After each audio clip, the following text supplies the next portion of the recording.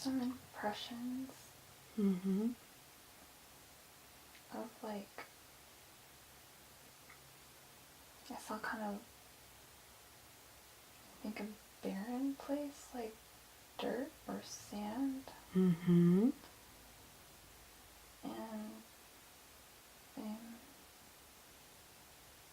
I saw a sandal.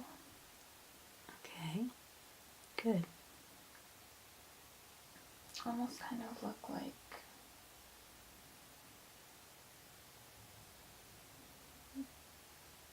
seems Like what? like, I'm not necessarily seeing pictures, I'm just getting, Oh, that's fine. like, Just a feelings. knowing, yeah. Does that count? Is that good? That's what? Is that good? Maybe it'll come, so I'll just say what I'm feeling. Yeah, just, you know what, however you're getting information, if you just have a knowing, just say it. It's absolutely good, yes. I'm feeling something that reminds me of, like, biblical, like Jerusalem. Yeah. Like, that kind of clothing, like you'd see Jesus wearing. I don't have a sense of what I am yet. Okay, that's fine. It's just the impressions Yes. that were coming was warm.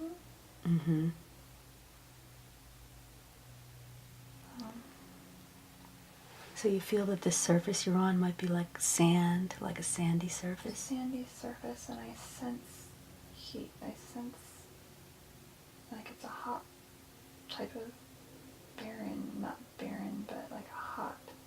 Like a desert type of feeling? Kind of. Like, I keep getting Jerusalem. Is the word that comes into my mind, and I'm starting to get impressions of, it reminds me of like Bible stories, like the houses, the way that the houses looked. Right. Like, sensing a village. Okay. Like, is the buildings, maybe have like a stucco type feeling? Okay, Yeah. I see that. It's not very clear, but I'm definitely starting to pick up on the warmth.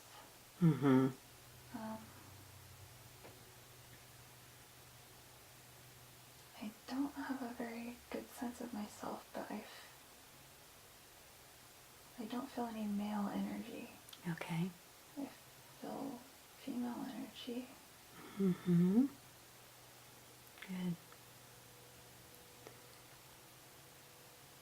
And I get the sense that I'm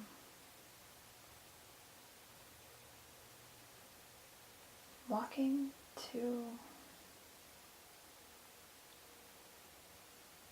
one of these stucco type houses. And I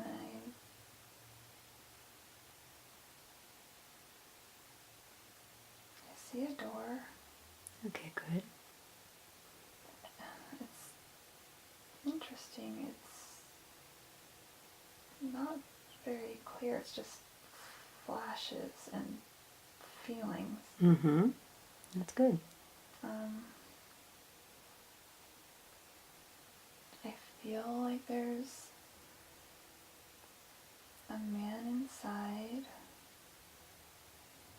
like, dressed. It just seems so biblical. Like, it just seems like a Bible story. Well, that's good. No, that makes sense.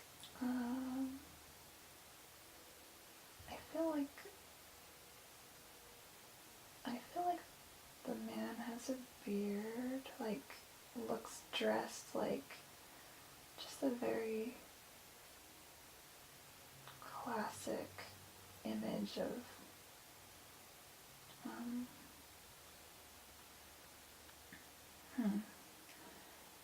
yeah, so I'm getting a sense of a man there. I feel like maybe it's a husband. Okay, good. I think, or maybe a father. Is this where you live? You feel like this is where you live? I think so. Okay, good. I think this is where I live. And it's very, very blurry, just flashes, but the more you see, the more clear it will become too. The more you speak. It seems very quaint. Very not super small. I mean, it's small. It's very small, but it feels cozy. I see a table. I get a sense of this little area for maybe preparing food. Okay, good. I get the sense of an area for a fire. I just can't get a very good picture of it. Okay. I just know it's there. Right. Is it all kind of one room? Everything's in one room? Yeah. Yeah. I don't see... I get a sense that to my left there's maybe like a bed area. But the energy, I think, feels good. Good.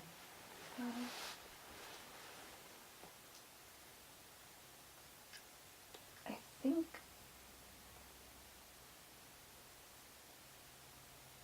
think I'm a girl. A woman. Okay. I don't feel very old. The man seems older, but I feel like I'm not super old. Like maybe in my 20s, I feel youthful. So I'm not. I know things were different then, so I'm not sure. Well, that's okay. Yeah. But you're younger. It may be a father. I don't necessarily sense husband energy. Okay. Maybe,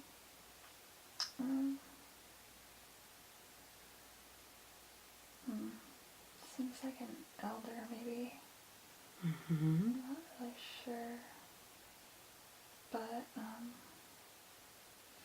I feel like I'm in kind of clothes you'd imagine to see, like, Mary and Jesus in, like, those white sort of drapey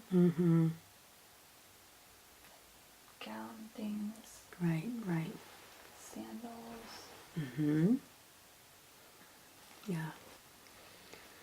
I feel like I'm getting a sense of some kind of bread. Like on the table. Or something like that. Yeah, I was going to ask you to sit at the table now that you say you see, and there's going to be a meal prepared for you. So yeah, sit down and tell me what you're eating. What is there? It's really blurry, but it's like more senses. That's fine. Feelings. That's absolutely fine. I feel like some sort of like bread and maybe like a porridge or a soup type of a thing. Good. Or like a stew. Yes. And I still sense the man there, but I don't really see him. I got one kind of good flash of him, and he reminded me of like the way they look Moses look, but maybe a little bit younger of a Moses. Okay. Kind of a guy. Right. And I sense him, but I don't really see him anymore. No, that's fine. It kind of feels like fatherly energy. Like, and I think think it's just the two of us. Okay. I don't get a sense of any other woman there. Okay, good. You almost get the sense that, I don't know where a mother figure is or anything like that, but I get the sense that, like, I maybe live with my father, Mm-hmm. and I kind of care for him. Ah, okay. Mm-hmm. But he's not old. Right. But there's a companionship there, like, like I'm a good daughter. Right. I feel like a good daughter who cares for my father. Mm-hmm. And you do the cooking and things around the house? I'm assuming so. Mm-hmm. Yeah, I think I must. I don't see myself doing it, but I'm the woman. Mm-hmm. So, but I don't feel like I mind. Right. I feel a peacefulness in this space, like, good.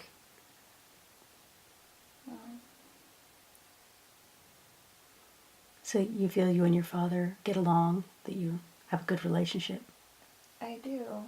I think so. I feel good energy. Right. I feel a loving energy. Good.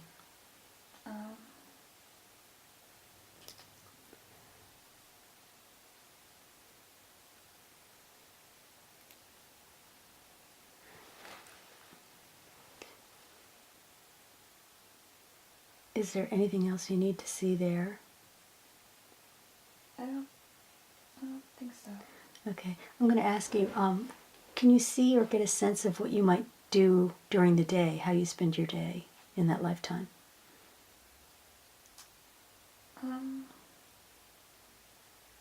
I feel like I do.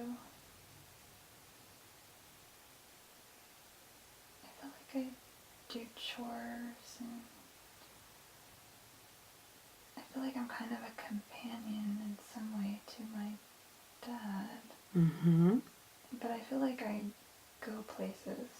Like, I go out and I walk in the little city type thing. Okay. Mm-hmm. Like, I imagine I see, like, merchants and donkeys and like a street. Like a market, like an outside market maybe type thing? Kind of. It's just kind of all over. Mm-hmm. Like, just sort of out in front of the houses. Like, it just kind of seems like there's just busyness everywhere. Mm. Like, there's the entrances to the houses, but outside of that, there's all this activity of coming and going and Mm-hmm. trading and things, and I don't know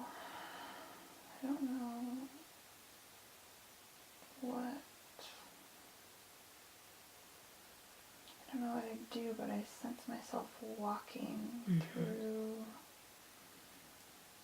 that. Mm-hmm. Good. Like errands, maybe, or just something. I feel a little anxiety. I'm not sure why. You feel anxiety there? I think so. Yeah. Just anxiety starts to come up Mm-hmm. as I started walking through the little village at the Right. or it's kind of like it's like small, but it's busy. Yeah. Lots of houses and lots of like kind of like animals and donkeys with things and people going and coming around. I feel anxious. Mm-hmm. Mm-hmm. Do you feel that you're, is it a familiar area to you? Is it somewhere that you know that you're comfortable in the area? I think so. I feel like I walk. I mean, I feel like I have busy coming and going with the peoples in some way. Like I feel like I have business Okay. in the town area. Like, but I'm like walking Right. through all of it. Okay. Um, And as you feel this anxiety, does it feel like you have to do something or meet somebody, or is it just an anxiety from the activity around you? I don't know, but I'm starting to get this weird sense of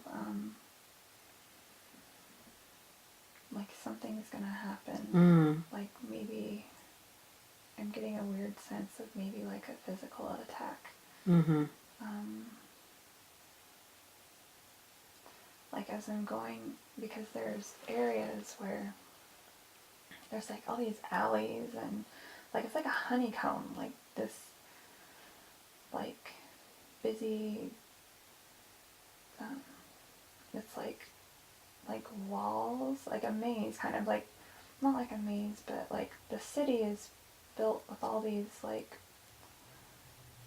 clay like walls and hallways and streets and like all the houses are sort of connected, almost like, does that make sense? Yes. Yeah. And so I'm feeling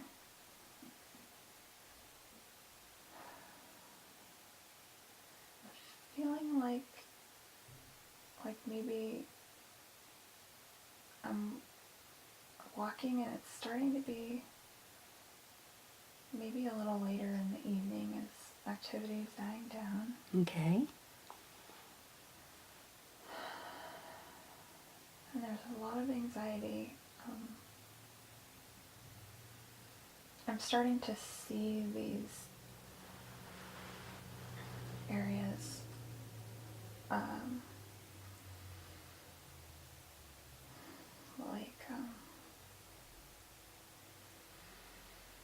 I'm starting to see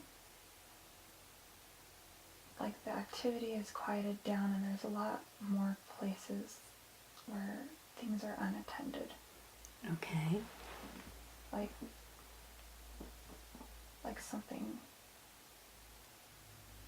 could happen if you are alone. Yeah, I get this sense of doom. Okay. Yeah. Like male energy.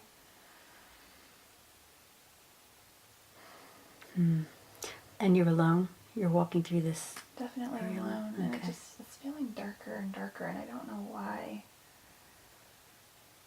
I don't know why I'm out here walking, but I feel like I must have had an errand. Yeah. Yeah. I'm sensing, I keep seeing this one area where there's like a cart filled with hay, kind of blocking like there's stuff like on the side of the street, like almost like if it was a city in modern times where there would be like in between two like garbage cans, you know, like where there's stuff in an alley. Yes. That's the feeling that I get. I feel like this is like a alley, like walkway thing. And at first I only felt like I sensed one presence. But I feel like I sense more than one. Okay. And you're walking by this alley or you're in the alley? I'm walking through the alley because I need need to walk through it to get home. Okay. Okay. But you sense that there's possible danger as you're walking through this alley. Yeah. I see two people sort of like attack me and like take me in between like some of this obstruction. Mm-hmm. And I kind of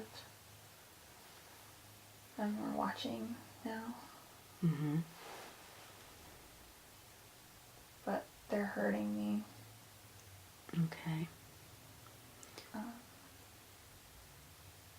Do they have weapons, or they're just... No, they're like attacking and just raping me. Okay. And there's two of them? I think so. Mm-hmm. I feel it seems like I see two figures, like kind of like I can barely see around the obstruction. Mm-hmm. Like I'm kind of peeking around Okay. it, but I see the two male figures like sort of ripping and like attacking her in a violent sexual way. Mm-hmm. Mm-hmm. And do you get a sense that you know these men? You don't know them? Okay. No, I think I was in the wrong place at the wrong time. Yeah.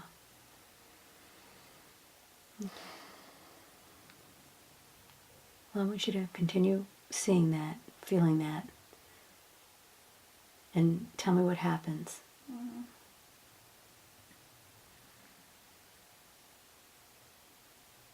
Do they continue, or do they stop and leave, or how does it end up? I feel like I might be dead. Because I don't see anymore. Okay.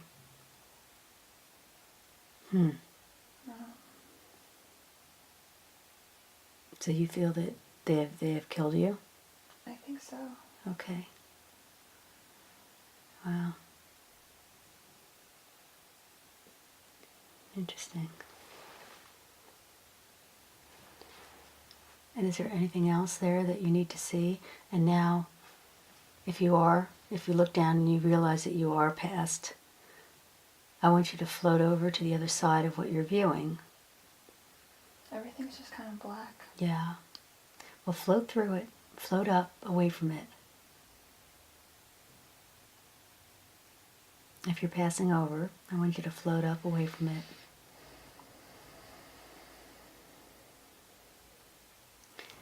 And as you look back down, if you have a sense of what happens to your body, can you look and tell me what happens now that you're the other side of it?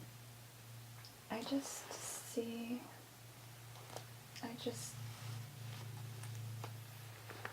see a really beautiful young lady, and I still see the white robe outfit, but it's like not all the way on her. Mm-hmm. And there's like blood. Mm.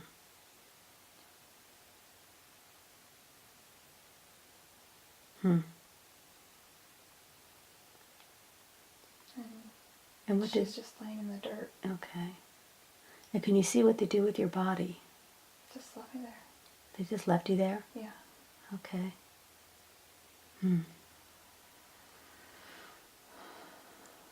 Now looking back at that life, can you get a sense of what you needed to learn or what you needed to see from that lifetime that might help you in this lifetime? Is there something in that lifetime that you learned that you need to see? Mm-hmm.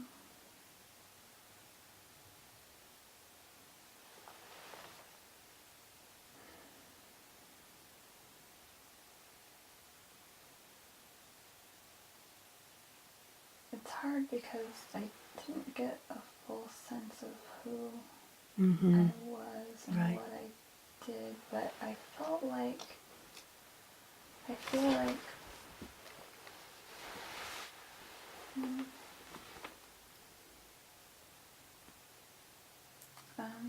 well, it's interesting. What's coming to me is a couple of things. What's coming to me is sometimes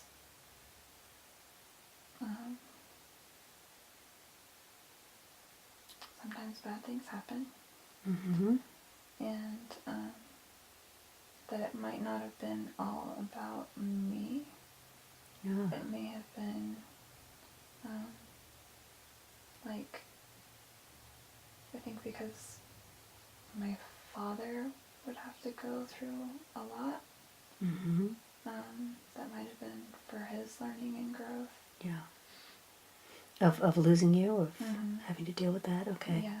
Okay. Just and it's all not very clear. But it's just the stuff that's coming. And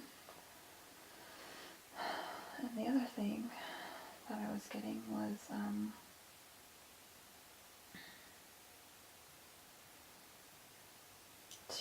to be careful, to not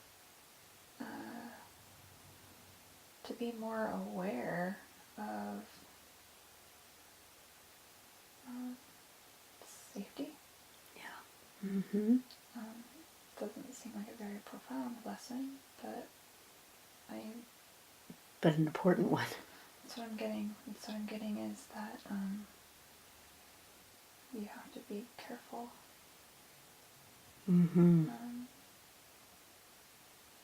I think these were different times when things were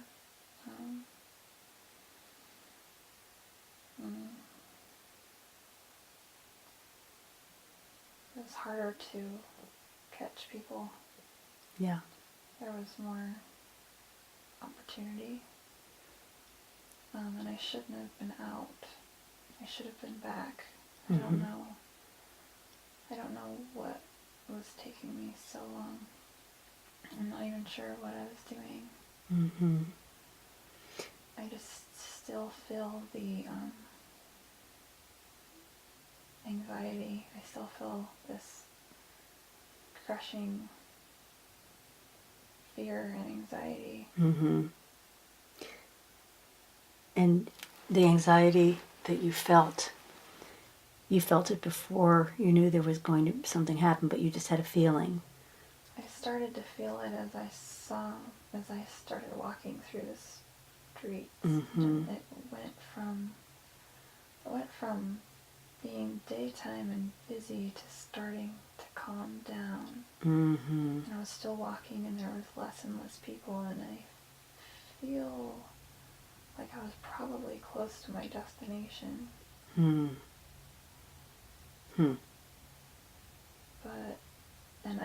So what I felt was I knew I needed to be back. I knew I needed to be not on the street by myself. Right. And so before I felt and saw the men, I knew it wasn't safe to be walking through these streets. I think that's the anxiety. Yeah. That I felt was that I didn't plan my trip accordingly. Did you know at the time that there was danger out there, or did you feel pretty safe when you were walking before you felt the... At first I felt safe. I felt like being on the street was a normal part of my activities. And you had done this before, gone to this place, and everything was fine. Is that right? I don't know where I went or what I did, but I know that when I was in the house with the father, that's an interesting thought. Weird. What's that?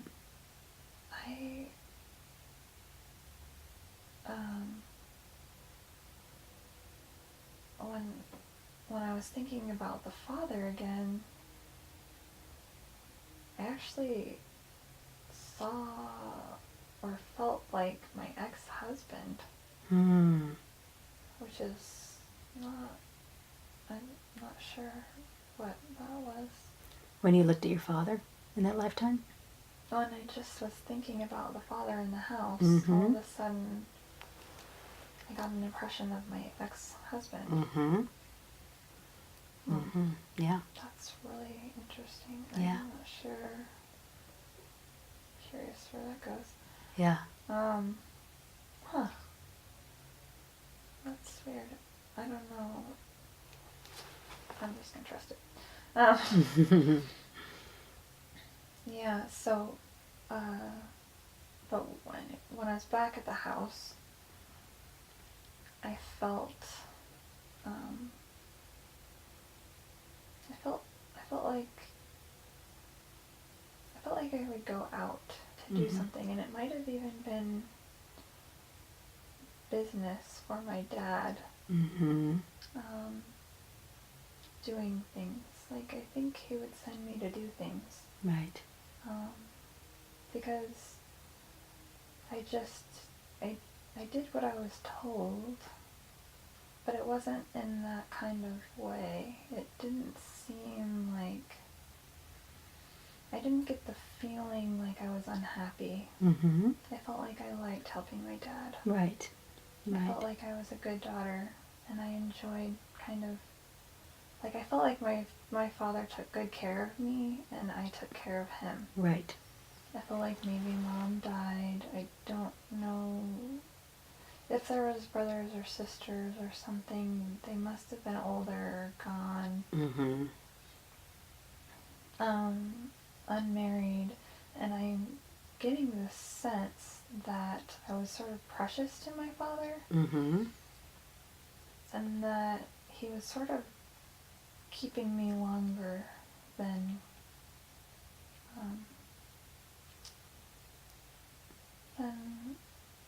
I feel like in this time people were sort of married off like cattle, but I wasn't. Like, he wanted me to stay. Yeah. And that there was a good relationship. Is the feeling that I get. And when I think of that, the anxiety and the fear in my stomach, which is a familiar feeling, it's that feeling that I have that never seems to go away. It's kind of always there in this life. Yeah.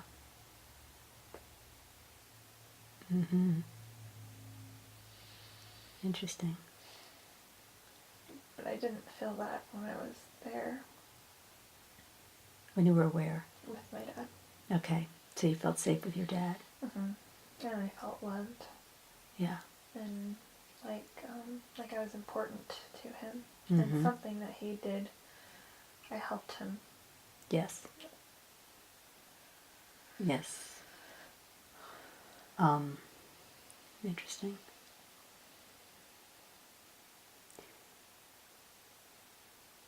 Is there anything else that you feel you need to see there? I don't think so.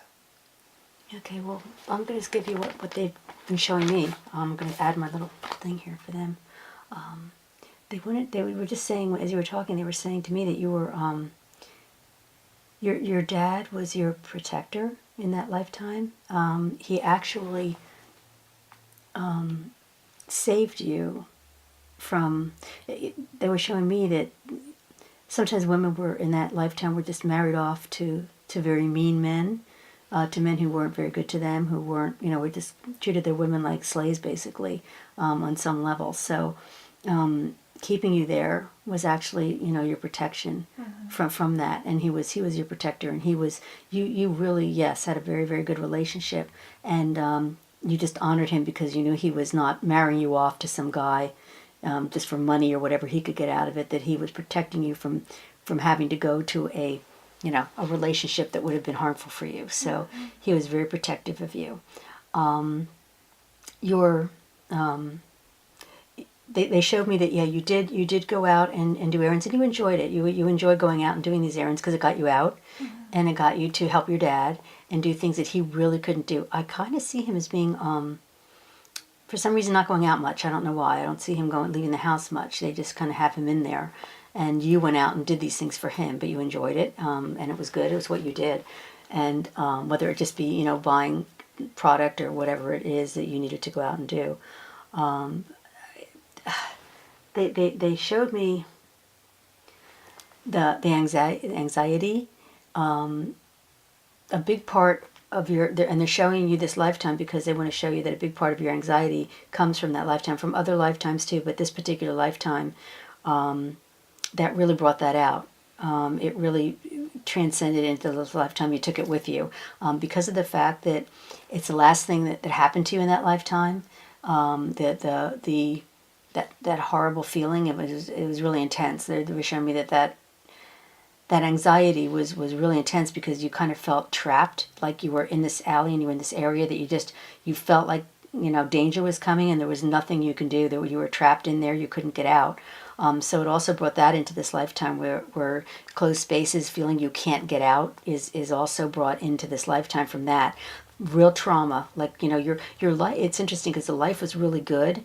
You had a really good life, and just that little piece that you saw, and that's why you didn't have to see the whole life. They didn't need to show you a whole lot because it was basically your death in that lifetime that created some of the problems you have in this lifetime, which is the anxiety and the claustrophobia, the fear of being in places that you can't get out of, that there's no easy way out, gives you anxiety. So there are certain things in this lifetime that make you very anxious, and it goes back to that feeling of that lifetime. As your anxiety was getting worse and worse, as you were fine until it started getting dark. It started getting less people in the streets. You started just having this little. It was almost like your higher self connecting in with you and saying, "This is not good," And you started out with just a little feeling of like, "Oh, maybe this isn't the right place to be, but I'll get through it." And as you kept going, you just realized more and more the trouble you were in, the trouble you were going to be in. The anxiety kept increasing, and it was very frustrating for you because there was nothing you could do about it. You just felt trapped, and you were just almost waiting.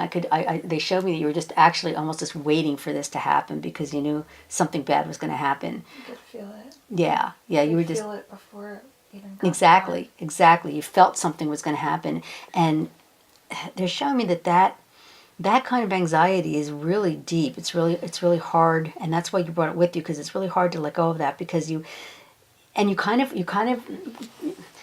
blamed yourself. You kind of blamed yourself for feeling that anxiety, knowing that something was happening, but you kind of kept going. You just kept going, thinking it'll be okay. But as the more you kept going, I didn't know if I should go back. Right.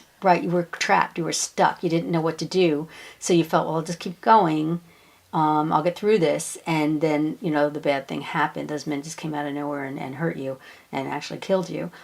So it was a very traumatic death also. It was a pretty traumatic death because it took you by surprise. You had no defense, nothing you could do about it.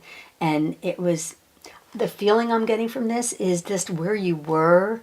It just was so bad because, again, you were just, no one can help you. You were isolated. You really felt like a trapped rat. You really did. You felt like you were just, there was nobody. There was nobody there to help you. I mean, even yelling wouldn't have done anything. Nobody was there. You were in this bad place, bad situation.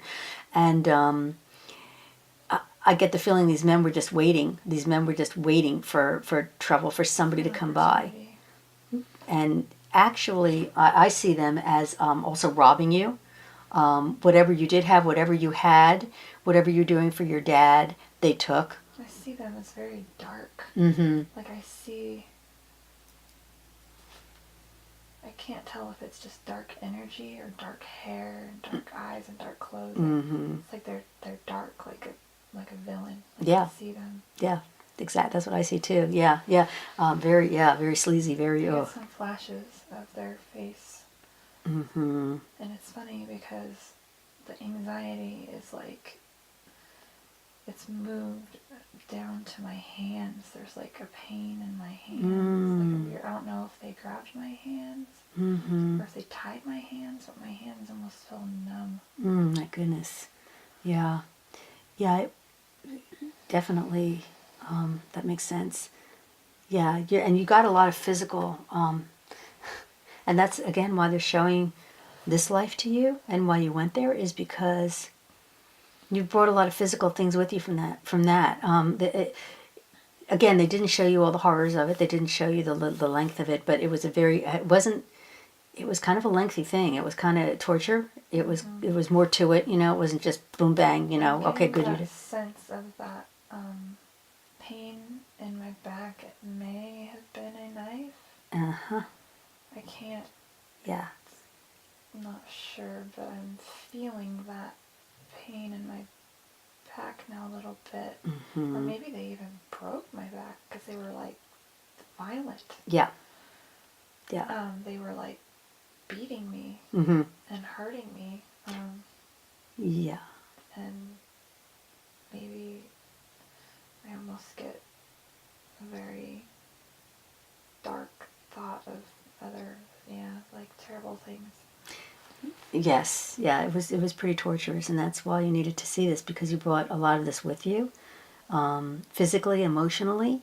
It was a really, really tough thing to go through. It wasn't easy. It wasn't short. It was pretty lengthy, and it was not. It was torturous, and it was not good. Yeah, I don't know. I actually see them actually even taking you to another place.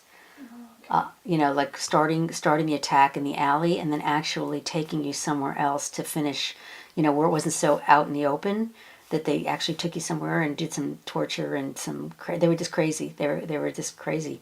Okay. And so there was a lot that what had happened there. I see my body left like thrown out like trash. Yeah, right. You were out in the street. So I felt like I was left. You were, yeah. Basically, you really were. I mean, they did what they did, and then they just, and they actually, wherever they took you, they're not showing me exactly where they took you, whether it was a building or just a hallway or one of those corridors. Did they lock me in something?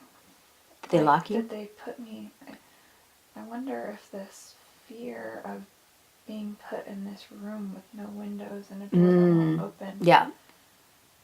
Yeah. Well, they showed me taking you to a small room. I mean, it's like a small little, off like one of the pathways there or something. It's like there's this little place they had.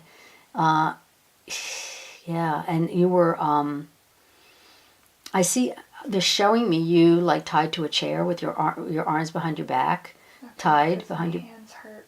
Yeah, your arms were tied behind your back. Fingers are numb. Yeah, and you were, I see you trying to really struggle trying to get loose, and the more you tried to get loose, the more they, beat you or whatever they were doing. And I see them getting great pleasure out of this. Like the more you struggled, the more pleasure they got out of it, kind of thing. They were just kind of crazy and got a kick out of that. So, but you were a fighter. They're showing me that you were a real fighter. I mean, you fought this as much as you could. But again, the more you fought, the more they did to you. So you were getting pretty beat up. It was pretty bruised. You had a lot of issues from that. Okay, this is weird. I don't know. I just saw them kick the chair that you're sitting on, and the chair they kicked the legs out from under the chair, and the chair just fell back, and you fell on your back on the chair, and there was something, I just felt it. There was something like the back of the chair just kind of went right into your back. Okay. It kind of like split and kind of went into your back, and that was just extremely painful. If you can picture that, it's just like kicking the chair out from under you, but you're tied up, but with your arms behind your back. So it hurt your arms, it hurt your back, and so that was just their craziness. I'm starting to feel something on like the right side of my shoulder or my arm. Like a sense of like I might have been like laying on that side in a weird, I don't know. Well, again, with your hands behind your back and then falling backwards like that with no control over I mean, that alone could mess up your shoulder and your arm, because of the fact of how you landed on your, and it would just, you were all twisted. I mean, it was, you were tied up. Your hands couldn't help you, So having hands in the position they're saying in the back like that is very, uncomfortable to say the least, like that. And then having to fall back on that really messes up your arms, your back. It's so interesting because I've always had the most terrifying fear of being taken, abducted, raped, like a really weird fear, and the fear of being like separated. Like I think I was really worried about what my dad. Yeah.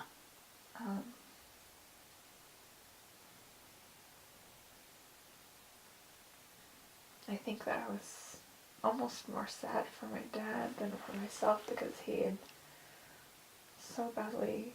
Yeah. He had protected me during this time, and he was going to feel so guilty. Yes. But I feel like I feel like as hard as this was for him, I feel like it killed him.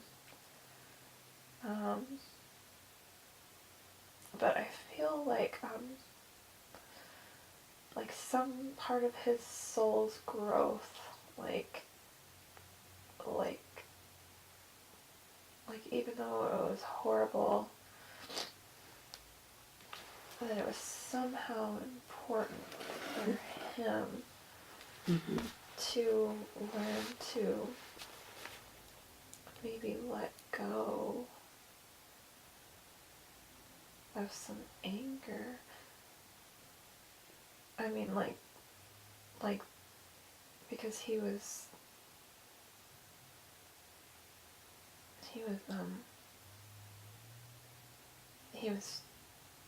devastated. And I feel like somehow this was some important thing for him to be able to not let this consume his life,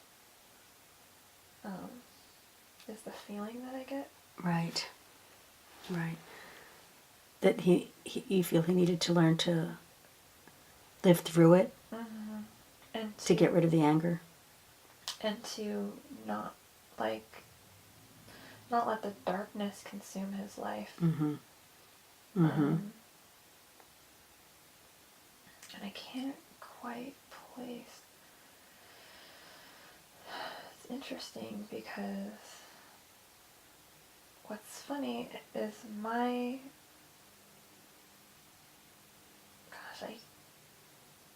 just don't know why that's such a weird thing. It just doesn't seem, because I know that my ex-husband cared for me very much, but he also wasn't a very good husband. And for some reason I keep associating my ex-husband with the father in this life. No, maybe. Or, no, why do I keep seeing the ex-husband? Was he one of the bad guys? No. Well, I don't know where the ex-husband is coming in. yeah. I for some reason I thought I associated him with the dad, but his personality and everything that happened, it just doesn't fit.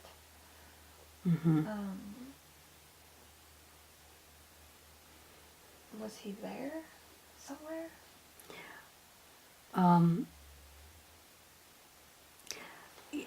Well, okay, I can. I'm just trying to. what they were showing me was, and this even is kind of weird too, but they were take it for what it's worth, but they were showing me that yes, your ex-husband was your father in that lifetime. They had told me that before you even said it. So tying that together without knowing your ex-husband, but what they were showing me was that in this lifetime, okay, so what they showed me was your dad in that lifetime. Your father was he felt really, really guilty because he felt it was his fault that he sent you out to do these errands and then this happened to you. But and then this is just, human nature, but on the other hand, he was really angry. He was really angry at you for getting yourself in that situation, and he knows that wasn't the right way to feel. Mm-hmm. But he really spent his whole life protecting you and taking care of you, and I messed it up. Yeah, I mean, and in that weird way, he was like so grief stricken that he actually had to blame something. So rather than just take that grief on all by himself, he had to blame you in a way. That makes it more. Yeah. That puts it together better. Yeah, and because he always treated me like I'd done something. Yeah. Always. But he also treated me very loving. Mm-hmm. I know that he loved me. Yes. Very, very much. Yes, but it was a dichotomy. Tenderly. Yeah. But he also was very mean. Yeah. And angry. Yeah. And distant. Yeah. He kept me at a distance. He didn't want to get close because of that lifetime. So it definitely, makes sense. And he was so yeah, in that lifetime as your father, the protection and everything he did for you, and everything he did was he thought for you, and he loved you so much. So again, that anger. I felt that. Yeah. I felt this love. Yeah, but he kind of not went crazy, but just kind of his mind kind of shifted.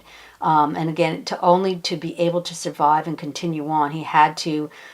It's a weird thing, but he had to make it kind of be your fault too, so it wouldn't be just so horribly devastating that this happened to you and it was his fault. So he had, in his own mind, to keep him sane, he had to put some blame on you and say, why did you do that? Why weren't you smarter? Why weren't you, all those things of like, this was your fault too. You should have been more aware. You should have been more, and that's where some of that comes from for you too, is like, I should be more cautious. I'm constantly looking over my shoulder, because that was kind of put on you. But now I am everything. I'm cautious of everything. I'm afraid to do things. I'm literally I'm kind of a hermit a little bit. Yeah. Well, that's because I feel like there's some sort of doom around. I just don't know where it's going to come from. So I just avoid living sometimes. I avoid really engaging in life, and I go out as little as possible. I feel safer at home. Yeah. But what's interesting is I think that whatever important piece of his soul's growth, I don't think he got it. I think he's still dealing with it. Yeah. Because he's a mess. Who, your ex-husband? Yes. Yeah. In this life. Yeah, I mean, and you two decided to come together in this lifetime. It's interesting because he kind of,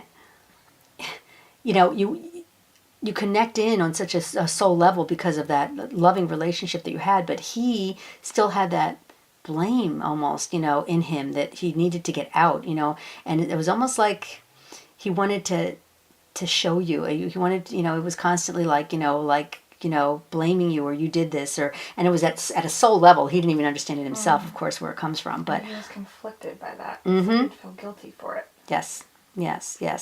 And so it was hard on him because he didn't even understand why he was feeling these feelings, why he acted this way. But it was because of that, and just trying, coming here to try to work that out. But it didn't, in his mind it did, because he felt like he got his payback, so to speak, a little bit, his little bit of revenge for you leaving him in that lifetime. Your father actually in that lifetime felt like you left him. Yeah. You left him alone. You kind of, and he didn't go out much. I cared for him. Yeah, you were his caretaker, and so he had nothing after that. So it was hard for him, and so there was a lot of feelings in that for him. I saw this broken man. Yeah. Yeah. Yeah. So he had a lot of That issues. was his whole life. That's right. Basically. Yeah. I was like his joy. Yeah. Because I was just very sweet. You were his life. Young You were his. lady. Yeah, and I was a very loving daughter. Right, and you were his lifeline. You were his lifeline to everything. So when you left, he was angry, and he had anger issues too with that. So, and your ex-husband in this lifetime just brought that in. Just couldn't help but bring that in also. That. That's so interesting. Yeah. That's not what I thought would come up. I'm surprised. Although I've always felt a very biblical. I mean, I just don't know how to. It's just whenever you watch movies of like the time of Jesus and stuff like that, and just the houses and the Jerusalem and the streets, it's very much what it looked like. Right. Right. And I kept getting the word Jerusalem. I don't know. Yeah, I was seeing that too. Yeah, definitely. The word came up. Yeah. 2 or 3 times. So. Interesting. Yeah, there's a lot of things they showed me in that lifetime that you brought with you, because it was definitely traumatic death. That you brought some of those anxieties and those physical pains with you from that lifetime. Now, as you know, that can go away now. I mean, you've seen it, you know where it comes from, it's not from this lifetime. So, did I have karma? Did this need to happen because of karma, or in that lifetime? Yeah. Um, or was it just a learning experience? Let me see what they say. No, they're saying it was karmic. It was karmic in a lot of ways. That you and your father in that lifetime have had many lifetimes. Now, in this lifetime, he was your ex-husband. So you've always still kind of trying to work it out. There's it's a karmic thing between the two of you, definitely, that happens. Was happening throughout time, different several different lifetimes, working that out, and also. They're showing me in that lifetime, it was again a little bit karmic payback for you had hurt one of those men. They're showing me one of the men that hurt you. You had hurt in another lifetime in some way, and they're showing me that again was kind of like revenge, or like karmic to pay back for that. But it was only the one man, so the other man just kind of. Now he's it's interesting because now he's got a lot of karma from that lifetime that he's taking with him, because the other guy kind of took him along for the ride to help. Didn't really have anything to do with it, but the one man did. So yeah, but you know what? That was the end of that. That man is not in your lifetime anymore, because that ended that karma. I mean, it was tit for tat, so to speak, and so that ended that. That ended that karma, that karmic circle thing in that lifetime. Yeah, because it was interesting because it felt like I felt like a very peaceful, loving person. Like I felt like I couldn't have really accumulated. I didn't feel like I had accumulated karma in that life, like negative karma. I felt like I had been just a very obedient, like humble, sort of peaceful. Like it didn't feel like a stressful life. No, you had a good life, and that's why it was so traumatic for you to just be suddenly attacked like that. I mean, it was really a sudden. You had the anxiety, you had the fear, you knew it was coming on some level, but the actual attack was huge. It was very, very jarring for you because of the fact that it was just so brutal and so out of nowhere and so sudden that it was bad. It was bad, and again, that's why you brought a lot of this with you in this lifetime, because it was so intense, and it was the last thing that happened in that lifetime, and you just took that trauma with you. It was hard. So yeah, there's a lot of tie-ins, and and that's why they're saying that's why they wanted to show you that life. No matter what, it was important for you to see that life, and they're saying, as simple as that life seemed, and as much as there weren't a lot of details. It was extremely important. Just what you saw was extremely important to get out of it what you needed, if that makes sense. Yeah. Okay. The anxiety seems to be dissipating. Wonderful. A little. Yeah, it's not necessary. That was definitely, that was, whew.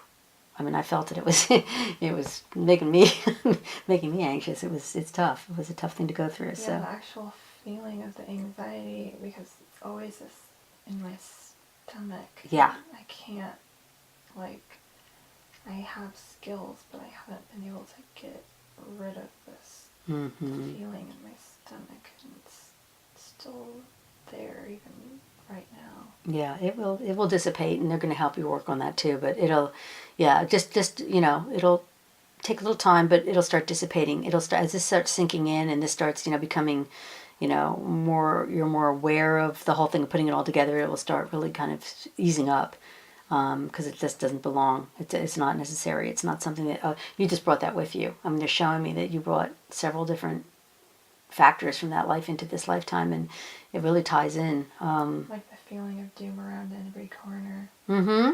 The feeling like the fear of being attacked or taken. Mm-hmm. Absolutely. Absolutely. Yeah. That all is part of it. It was just that. Yeah. It was just huge, and also the fear of being in enclosed spaces that you can't get out of. I don't know if you really have that, but kind of just feeling trapped, that you just don't want The to. only part that I saw the trapped was like in the alleyway in between. Yes. I felt like there was hay. Mm. Something with hay on it, and then there was like stuff piled up, and they pushed me in between. Mm-hmm. And I didn't see very much after that. I just knew. Yeah. Yeah. They didn't. They're saying that they didn't need you to see the torture and all the other stuff that went with that. I mean, that kind of just wasn't, you know. I'm glad. Yeah, you didn't need to see all that. That was not going to, you get the, and so yeah, they didn't want you to have to go through that. But yeah, they're just saying that it was, it was a lot. But yeah, so there's definitely things that are, and even the physical things, some of the physical things have a lot to do with that. That hopefully will, and also help working on you, and on the body scan can help you. But yeah, some of the physical things that you brought with you from that lifetime, from that torture. But yeah, it took you off guard. I mean, definitely took you off guard, and that's what. And it was all fast. I mean, as far as you having that anxiety, feeling something was going to happen, and just happening. Just I mean, there wasn't much time to do anything else. You didn't really weren't given much option to get out of that. So It's interesting. They just showed me. So a few days ago at my office, the building is always like it's empty a lot of the time, mm-hmm. and so I lock the door Mm-hmm. when I'm in there by myself, or if I have a client in there by myself. Mm-hmm. And I went into the bathroom, and when I came out, there was these two men in the waiting room, which is right in front of the bathroom, and it scared me so. And no, I walked around the corner from my office, and I saw the men, and I went into the bathroom.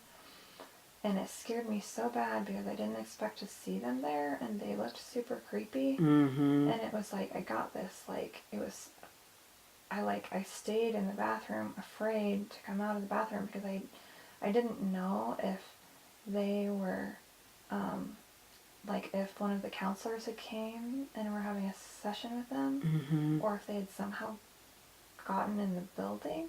Oh wow. And it scared me so bad, and I think they just brought me that correlation so that I would understand why I was so scared to see these two unexpected men. Mm-hmm. Yeah, absolutely. Very interesting. Because I was so afraid to come out of the bathroom, and Yeah, absolutely. my heart was pounding, and there's no reason. I've never been. I was going to say that's not a normal reaction, and so you know where it comes from now. So they're saying that hopefully you'll understand this now. When something like that happens, you'll know where it comes from. You'll understand now a little more about where that comes from and why you have those feelings. That it may in this lifetime it may not be a dangerous situation at all, but you're perceiving it as that because of that lifetime. You just I'm always kind of afraid of it. Yeah, connecting into that past. I'm afraid. Yeah, I have like I worry about it. Mm-hmm. Like I feel like it might happen again, and it scares me. Yeah. Yeah. And that's that little bit of warning that you say you have, to be cautious, So it's a good thing, in a way, to have a little bit of that, of like looking over your shoulder and being cautious, but not taking it to the extreme, that Yeah. that you take it to because of what happened, So it's good to keep a little of that, just to know that you're aware, which they're saying that has also given you. It's giving you more of an awareness in this lifetime. You're definitely more aware of things around you and aware of things like that, which is a good thing. So Very, yeah. And it's helped me several times mm-hmm. following those instincts. Yeah, because they're not going to allow that to happen in this lifetime. That was not what you came in here for, this lifetime, to go through that again. So it won't happen. But your awareness is good. It keeps you kind of on your toes, and that's good. But yeah, to have the extreme anxiety or the extremeness of it is not necessary at all. So they want that to go away. Okay. Okay. Anything else that we think we need to touch on in that? I don't think so. Okay. Okay. So now I'm going to ask you if you're ready to receive healing. Yes. Great. Now, what I want you to do is go up, keep going up, up, up, and you're going to reach a place of healing in the higher dimension. So just float on up. Allow yourself to float up and reach those higher dimensions.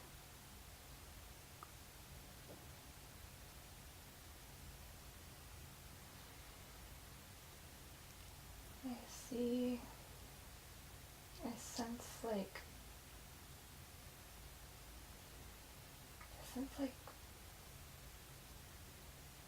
like a beautiful natural place. Mm-hmm. And I sense like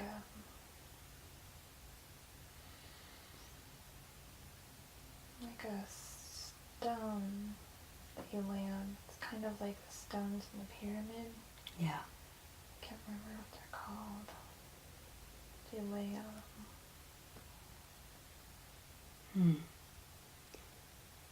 Just laying on stone?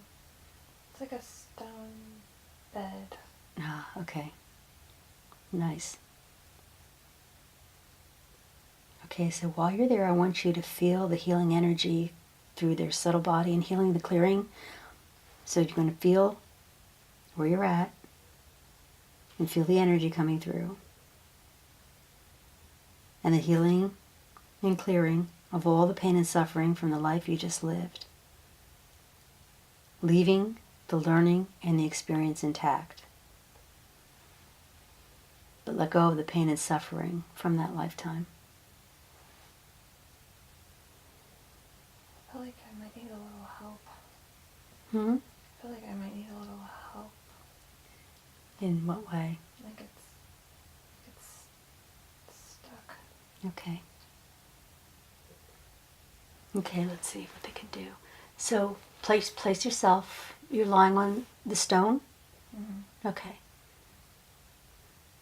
Okay. What they're showing me is, I just see all this like white light just coming at you from all different angles. I started to feel it. Yeah. So you're just surrounded. These white beams of light are just coming down all over, underneath, all around you. And this is healing. This is a healing light. This is coming down to, it's almost like zapping you with healing. Yeah, so just bask in that for a while. Just sit in that for a while. Sit in this healing light and allow that to happen. It's going to just heal. It's going to be taking away the pain and healing all that you've seen in that past life. That you keep the experience and you keep the knowledge of that lifetime. But it heals the pain and the trauma and the anxiety from that lifetime.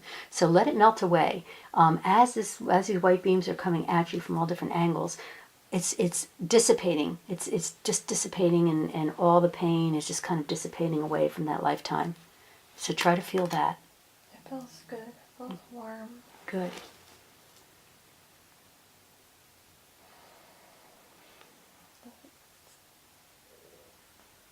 It's not wanting to leave my stomach. It's not ready. It's stuck there. Okay. So Well, we'll work on that then. We'll Make sure we work on that. But allow, yeah, just to allow, for now, just allow this healing to come through. And I see,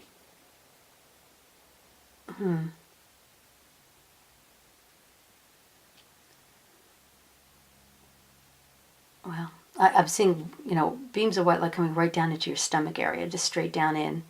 And they were going to do this. This is funny because it's kind of like the body scan. I mean, they're just showing me things that they would do there, but they're going to do it now if that's okay. So, we'll just, for this part, they're having this healing light come down, straight down this, again, these white beams of light, really shimmering, beautiful light, and they're coming right down into your stomach. And the white light is swirling all around that area in your stomach. That's the whole area is just all becoming just encased in this beautiful white light. And the white light's swirling around. It's just swirling, swirling, swirling, swirling around and cleansing, just cleansing out all negativity, all thoughts, all negative thoughts that are in that have just kind of like stuck in your gut, so to speak. So just kind of clearing that out and cleansing that out and putting positive energy in. Positiveness is just flowing into you, and it's kind of just zapping out all the negative, all that anxiety, all the tenseness. And they just want you to relax your stomach, just really relax everything. Totally relax. Just relax the stomach muscles. Just let them relax. Just let go of all the tension in your stomach. And by doing that now with the zapping and the white light coming down, they can now just really work on getting that cleared out that energy that's in there. So let that happen. Let them do that. And it's almost like replacing, the white light is replacing the darkness that's in there. There's a darkness that is just kind of like settled in your stomach. And they want this white light to just clear that darkness out. The white light is always going to be stronger than the dark light. So the white light is just going to clear that out and make that become lighter and lighter and lighter. And pretty soon the darkness, the blackness is just fading away into light, turning into light.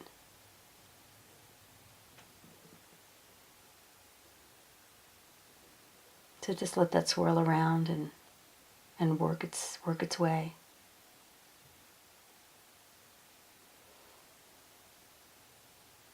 And there's a lot of warmth to this too. A lot of heat is coming in. I feel a lot of heat is in there too, which is healing. I feel the heat. Good. I still feel like pain. Just allow it to happen. I'm trying to not, I keep stopping myself from feeling worried that, like, it won't be cleared or something. Well, you know what? This is just, don't worry about this now because we'll work on that. So just let this happen, and don't worry about what it's doing or not doing. Just let it be, let it happen, because there's other things they want to do too. So let's let that go, and let them keep working on that, because there's other things that they're going to do. So just. I always have to worry about everything. Yeah, well, that's what they're going to have to work with you on. They're going to have to work that out. So. It's like a deep problem. Like a who? Like it's like a deep problem. Yeah, well, we're going to, again, so don't worry about that. Don't worry. We're going to get to that point that we'll work on that. So, but for some reason they wanted that to happen now. And I think what they want to do is just have that keep going the whole time we're doing the rest of the work here. So just remember that that's happening. I think they wanted that to start now. So that can give a head start, so to speak, before we get all the other work done. So they just want that to be. So imagine that is still happening. That's still going to be going on. That white light is coming down. It feels warm. Yeah, exactly. And they want that to keep going. So just have that keep happening. It's still going to go on while we're talking and doing the other things.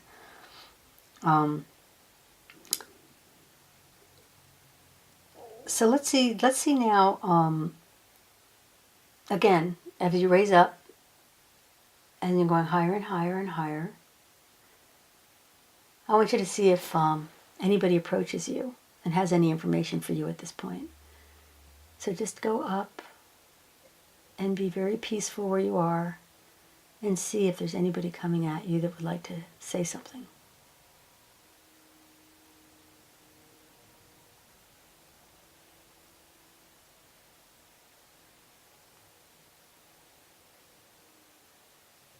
It could be an angel, it could be a guide, it could be somebody from the past that has passed over.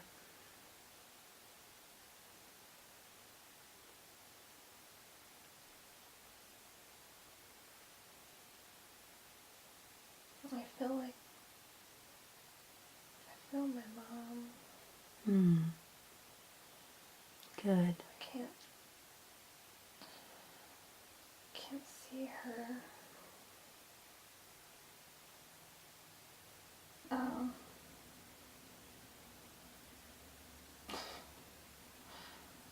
It's funny because they do seem to have a sense of humor, because they were like, okay, that's better. They do, and yeah, they know. Yeah. I sense my mom. Okay. Now, when you sense your mom, okay, this is weird. They're showing me that the energy of your mom is now with you, so you're there. They're showing me that you're just these two balls of energy at this point where you are, and they want to just encircle you both with this white light. So it surrounds both of you in this bubble, almost like of this white light. It feels good. Yeah, and you're both just these beautiful light beings that are just talking to each other, that are just with each other in this circle of light. And you know what? They just want you to just take that in for a minute. They just want you to just be with each other in this light without even speaking. They just want you to just feel each other's presence for a minute. Here, I'm going to give you a Kleenex. Here you go. There's a Kleenex for you. So just feel each other's beauty. They're saying feel each other's presence and energy and light and lightness of being, and just be with each other right now. And as you do that, I'll be quiet in a minute, but as you do that, your mom is going to have a message for you. And so when you're ready to hear it and she's ready to speak, just take in the message of whatever she has to say to you. She's telling me that it's okay. Mm-hmm. That I didn't do anything wrong by going to work that day. Right. Yeah.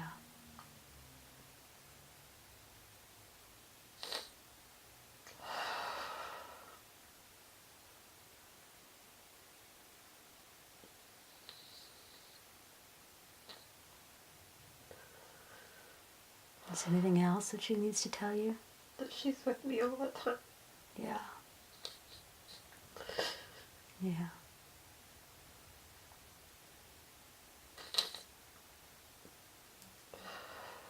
That she's proud of me. Mm-hmm. Yeah.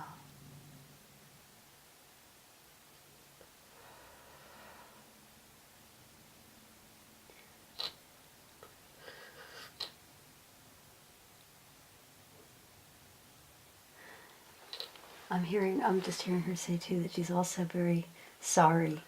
She's apologizing to you for any distress that she put you through. That wasn't her intention at all. She said that wasn't her intent, that wasn't her purpose for anything that she put you through that was stressful for you or unpleasant for you. That was never her intention. She said, she just said, I love hearing you say that this is going to make me cry, but she said she loved hearing you say that you wouldn't have done anything, that you would have known what you would have done differently. She said that touched her heart. Oh, that would be her. Yeah, she said that really touched her heart because she felt that you really understood, and you really didn't blame her, and you really didn't hate her for anything. No, I don't hate her. I love her. Yeah, she knows that. She knows that. But at a certain level, she just wanted hearing that from you. You saying that was very, very important for her. To know that you understood at such a different level she said, for such a deep level I'm grateful for everything that I learned from those experiences, and I know that she loved me and she did the best that she could. And I know that she was hurting. Yeah. People who are hurt Mm-hmm. can only do what they can do, and I know she did the best that she could. And yeah, she really appreciates that. She really appreciates you being able to understand that.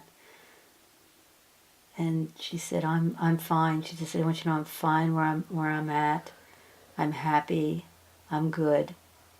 And she said, she's saying, I want you to go on and lead a full, beautiful life that you deserve. She said, no, I'm with you every step of the way. She said, I'm your cheerleader. Yeah. She's even using her own words.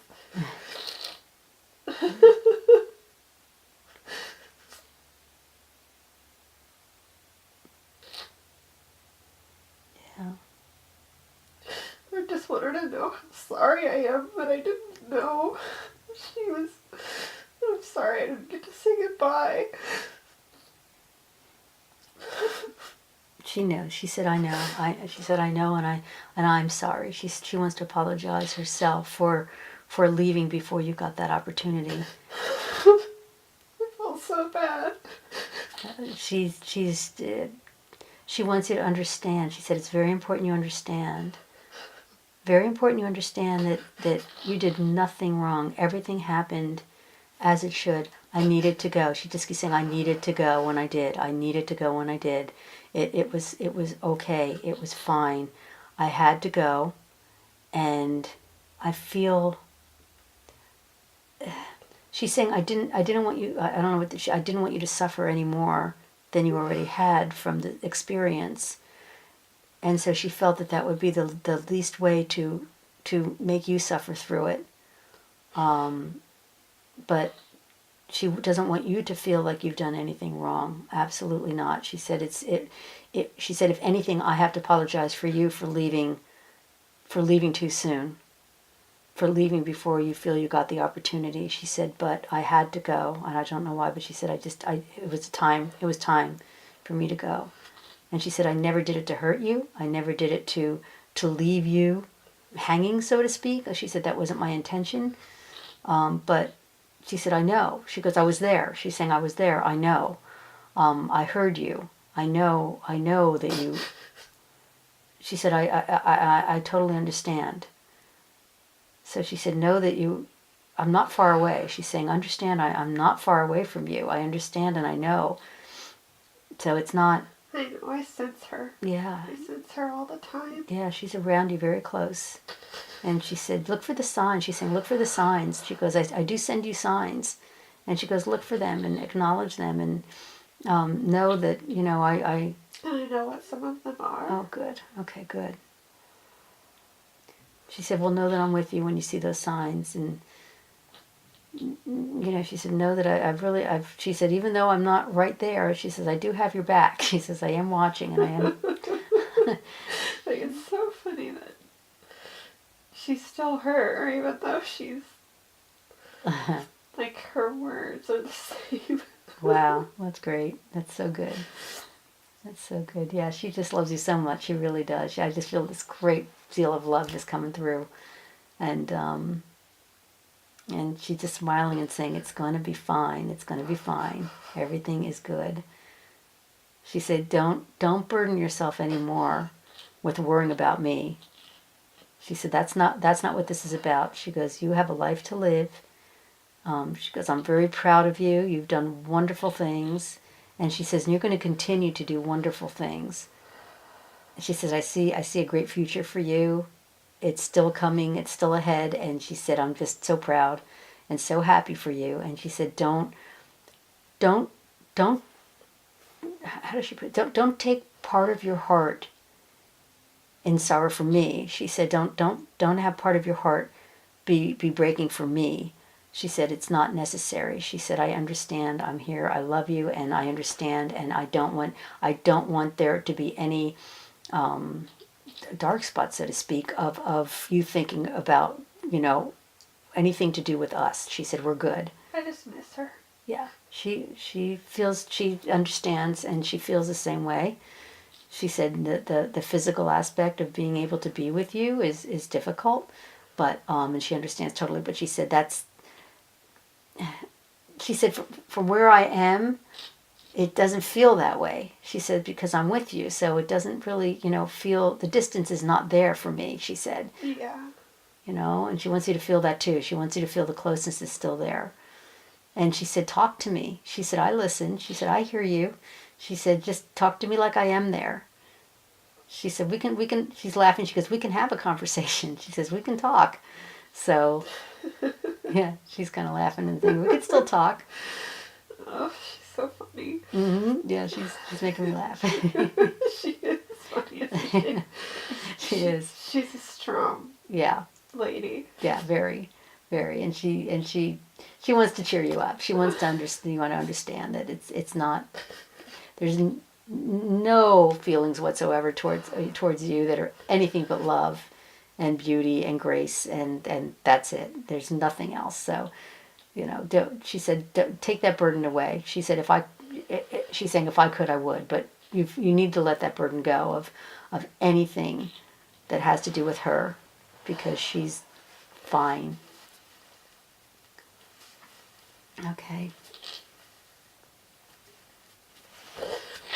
I'm glad she came through. Yeah, she just wants to say goodbye. She loves you very much, and she said, this is not goodbye. She said, don't say goodbye. It's not goodbye. We will connect. We will have a connection, always. Well, I'll try. I'll make the time and the effort. Yeah. So that I know that we can talk. Yes, she wants that. She really would like that very much. Okay. All right. All right, what I want to do now is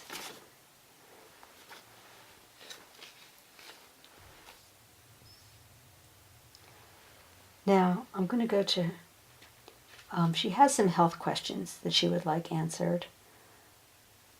First of all, her bladder. She has to wake up a lot of times at night, and she actually can't sleep because of her bladder issue. And she has bladder leakage, and it's very hard for her on a daily basis to deal with this.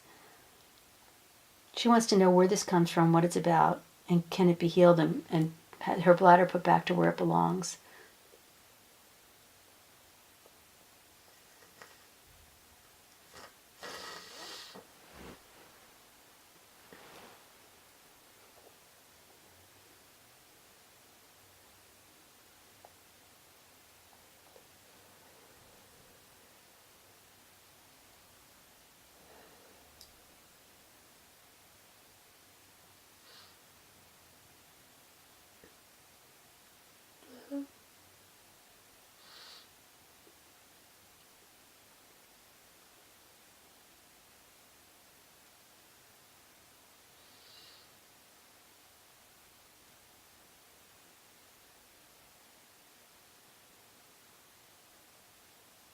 I'm trying to get out of the way. I know. Nothing's, Just what I want you to do now, just totally relax. Again, relax your body. Just totally relax. I want you to keep breathing deep. And as you breathe in and breathe in and out through your heart. Breathe in through your heart and out through your heart. And every time you breathe through your heart, you're making a stronger connection in with your higher self.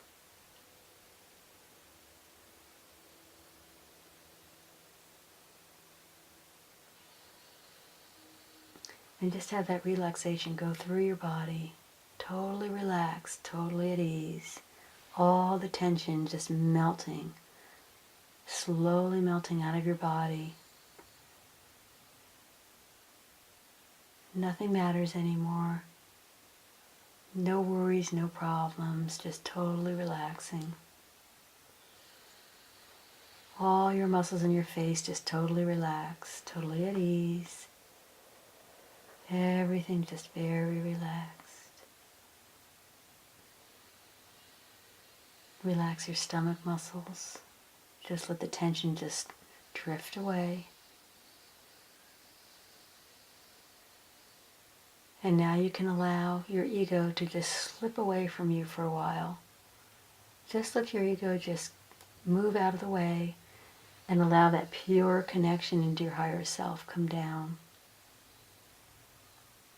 And once you start speaking, the connection will deepen and you'll be able to get some answers for yourself from your higher self.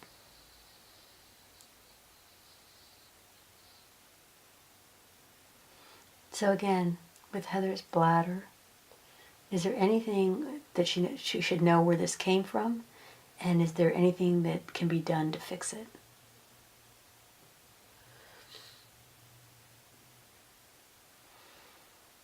I feel like the bladder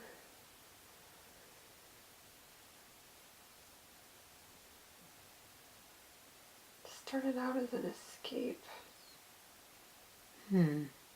Like, like a way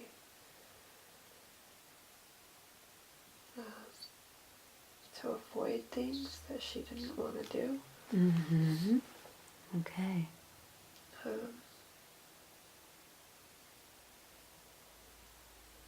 When she was small, she would feel uncomfortable in situations.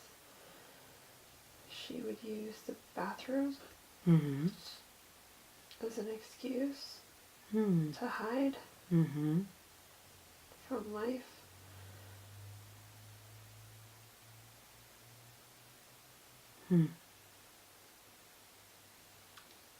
So did that seem to create the situation? I think so. Okay, interesting. And is there something that can be done to make that problem go away?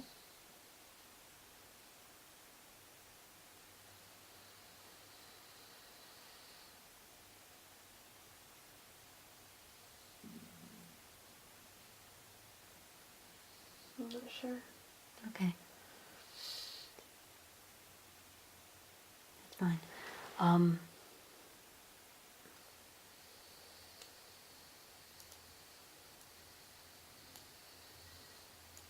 Okay. And they're telling me that with these health issues, they'll work on that. They'll be helping you with that during the body scan. So they're going to not answer that right now and just allow that to be taken care of there.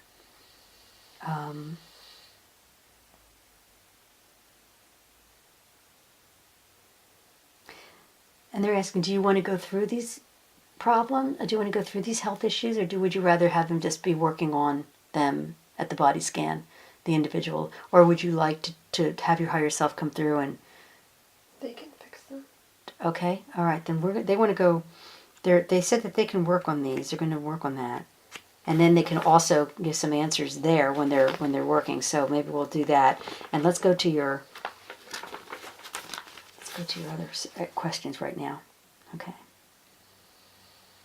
Okay, again, I want you to just now totally relax.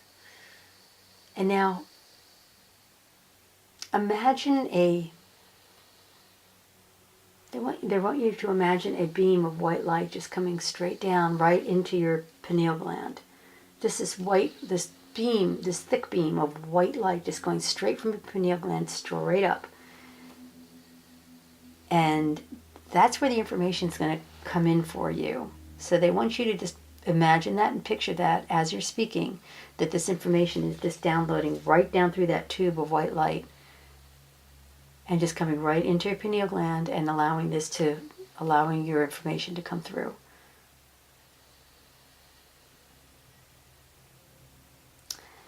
And one of the questions that Heather has is, she's had fears and phobias ever since she was little about being in public restrooms. And she was so afraid that she actually wouldn't go.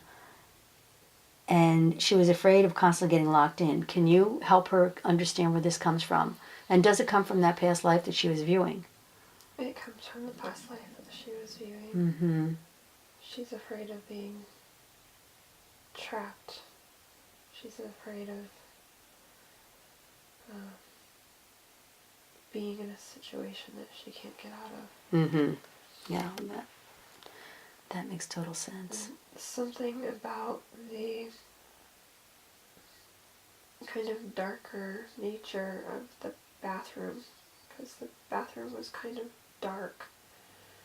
Sometimes the bathrooms are not well lit. Mm-hmm. Something about that would scare her. Yeah. And again, could that be from the life that she was viewing where she was Mm-hmm. held in a room that was Yes. dark? Okay. Yeah. Well, that makes sense. Is there something, by seeing that past life and where that comes from, is that going to help her with this? Yes. Okay, good.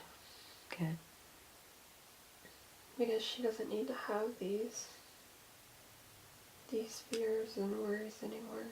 Excellent. It's not the purpose of this life. Right. Right.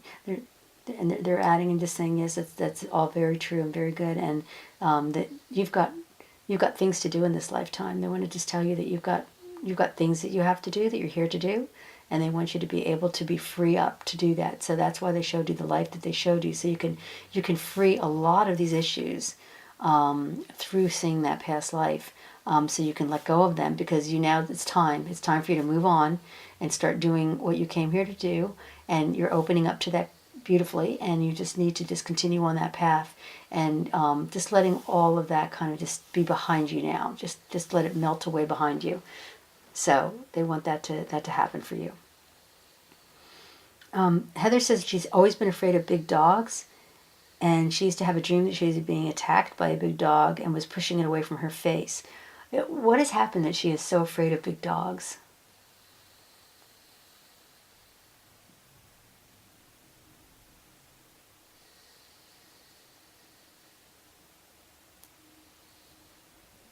I think she might have had an encounter with either a dog or some kind of large animal Mm-hmm. at one point. Mm. Like, maybe not even a dog. It might have been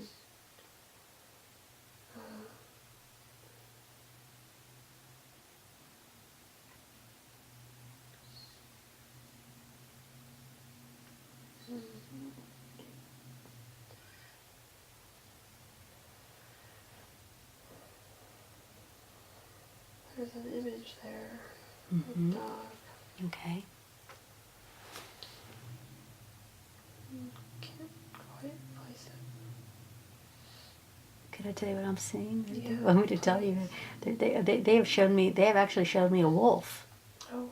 A wolf, that you had an encounter with a wolf in a lifetime. You were out. They showed me you were actually a man. This is what they're showing me, that you were a man, and you had a lifetime where you were out fishing. They're showing me like you in fishing gear or something, like really weird, like, and a fishing pole, and you were out kind of in the woods in a lake fishing, and you just had this encounter. This wolf came out, and I don't know if you're walking away. Was I holding it away from my face? It attacked you. Yeah, it actually came up out of nowhere. You didn't even see it or expect it.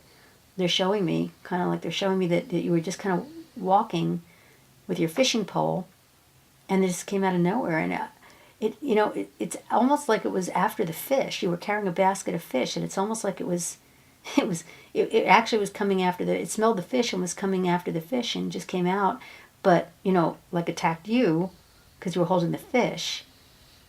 And so it just shows me coming at you, just like coming at you, and you putting your hand up, you putting your arm up to protect yourself. Yeah, like, I remember something.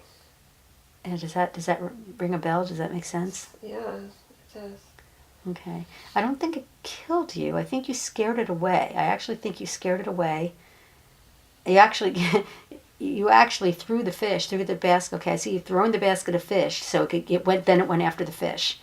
So it was like it came after you for that, but once you threw the basket of fish, it went after the fish, and then you got away. So it didn't kill you, but it really very, very, very traumatic. Very traumatic, and it just, you have that feeling of just a dog, which is like a wolf, like the same thing, just that face coming at you. This face just comes at you because that's what happened in that lifetime. You just saw this face coming at you. You didn't see it. It was suddenly this wolf face coming right at you, at your face. I used to dream about it.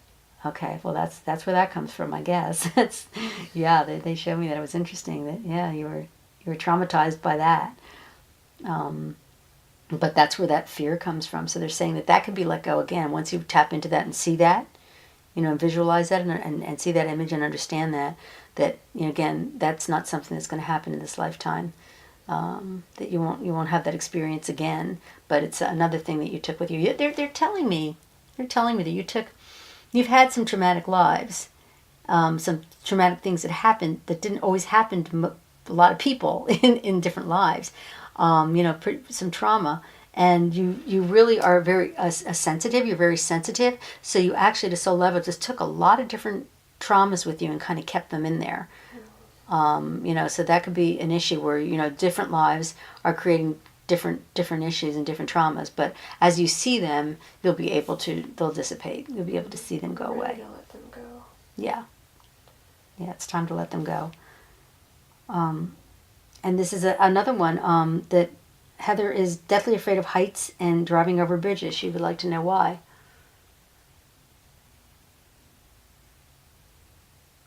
Anything you see?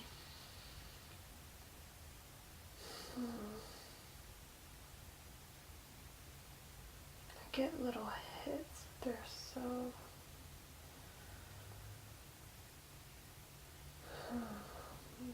And just, trust it and allow it to come in. Just allow the thoughts to come in and speak them as you see them. I get...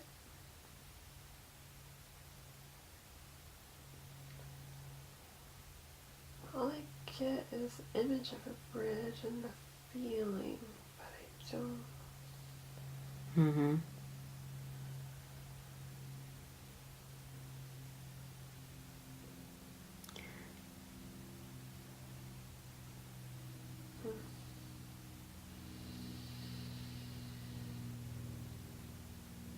I don't know why I can't get out of the way.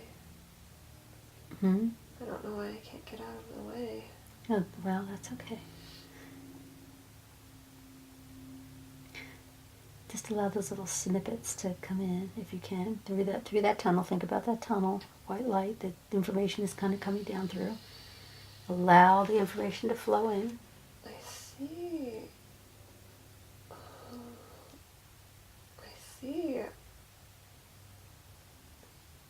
I see a car Mm-hmm. going off a bridge. Mm-hmm. Did that happen?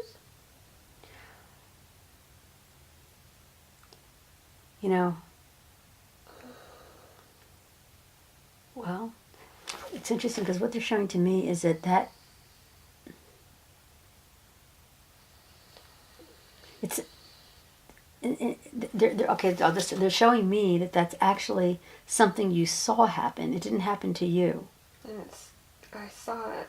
but you saw that happen, which was very traumatic for you to Because see. I don't see myself in a car going over a bridge. I see a car. A car going over a bridge. That's what you saw. Exactly. That's exactly right. So you actually saw a car going over the bridge, and it was extremely traumatic to see that.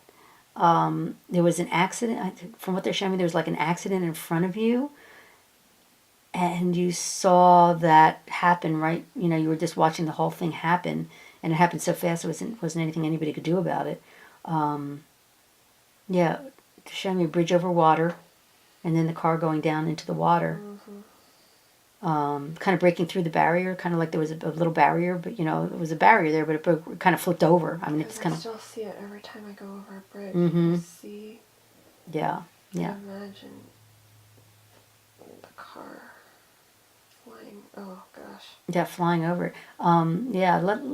Just know that wasn't you, that was something you saw, and again, it's this trauma, your sensitivity, you kind of keep that in, is real to you. So... it's again, once you tap into that and realize that wasn't you and it's something you saw, that it's not going to happen to you in this lifetime, that's not something that's going to happen to you. Again, the fear can just start to dissipate. The fear can just start to go away because this is not about you. This is not something that's going to happen to you. It's just something you saw that was pretty traumatic. Yeah, so just, again, try to let all that go. They're saying just, as you see these, as they're saying, as you see these images of things that happened in the past or that you saw happen in the past, put white light around it. Put white light around it and like let it just float off into the atmosphere, float off into space with white light around it to protect it and send it off with love, because it is a thought that you had in you, part of you. So you just want to send it off with love and allow it to just go away, but not to affect anybody else either. So just every time you have a trauma like that, just kind of wrap it up in white light and send it off. Okay? And then it's out of you. It's away from you, but it's still protected from hurting anybody else. Okay. Because it's just a negative thought is what it is. It's a negative thought process.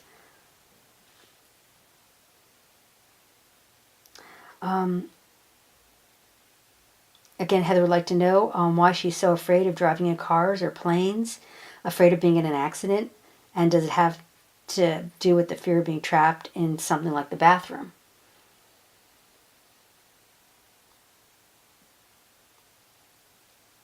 I think it must have had to do with seeing the car. Mm-hmm. Mm-hmm. Yeah. And not wanting that to happen. Right. To her. Yes. Yeah, that makes sense.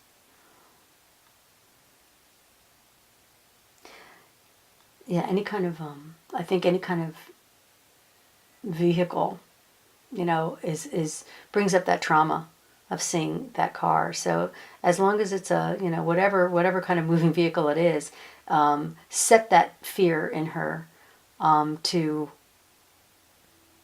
to think that, that's going to happen to her, that's going to happen, that's going to be part of what's going to happen in her life, which is not true, but the trauma's in there. So it's any kind. She's taken seeing the trauma of the car to any vehicle, to kind of spreading it out to any vehicle, kind of like encompassing any kind of vehicle that you're in could be dangerous, that this could happen, in any kind of vehicle.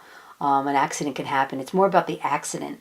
The accident can happen. So whether it's a train, a plane, or, whatever it is, it's still, you can have that kind of accident, Mm-hmm. which is really the fear. That's the fear, and she's not used to, she feels more comfortable in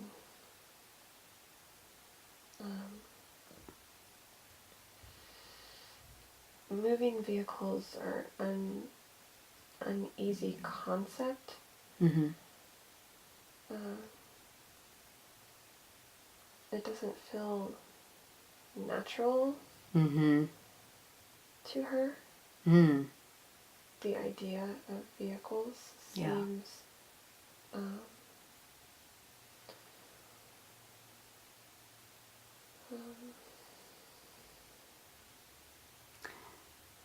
And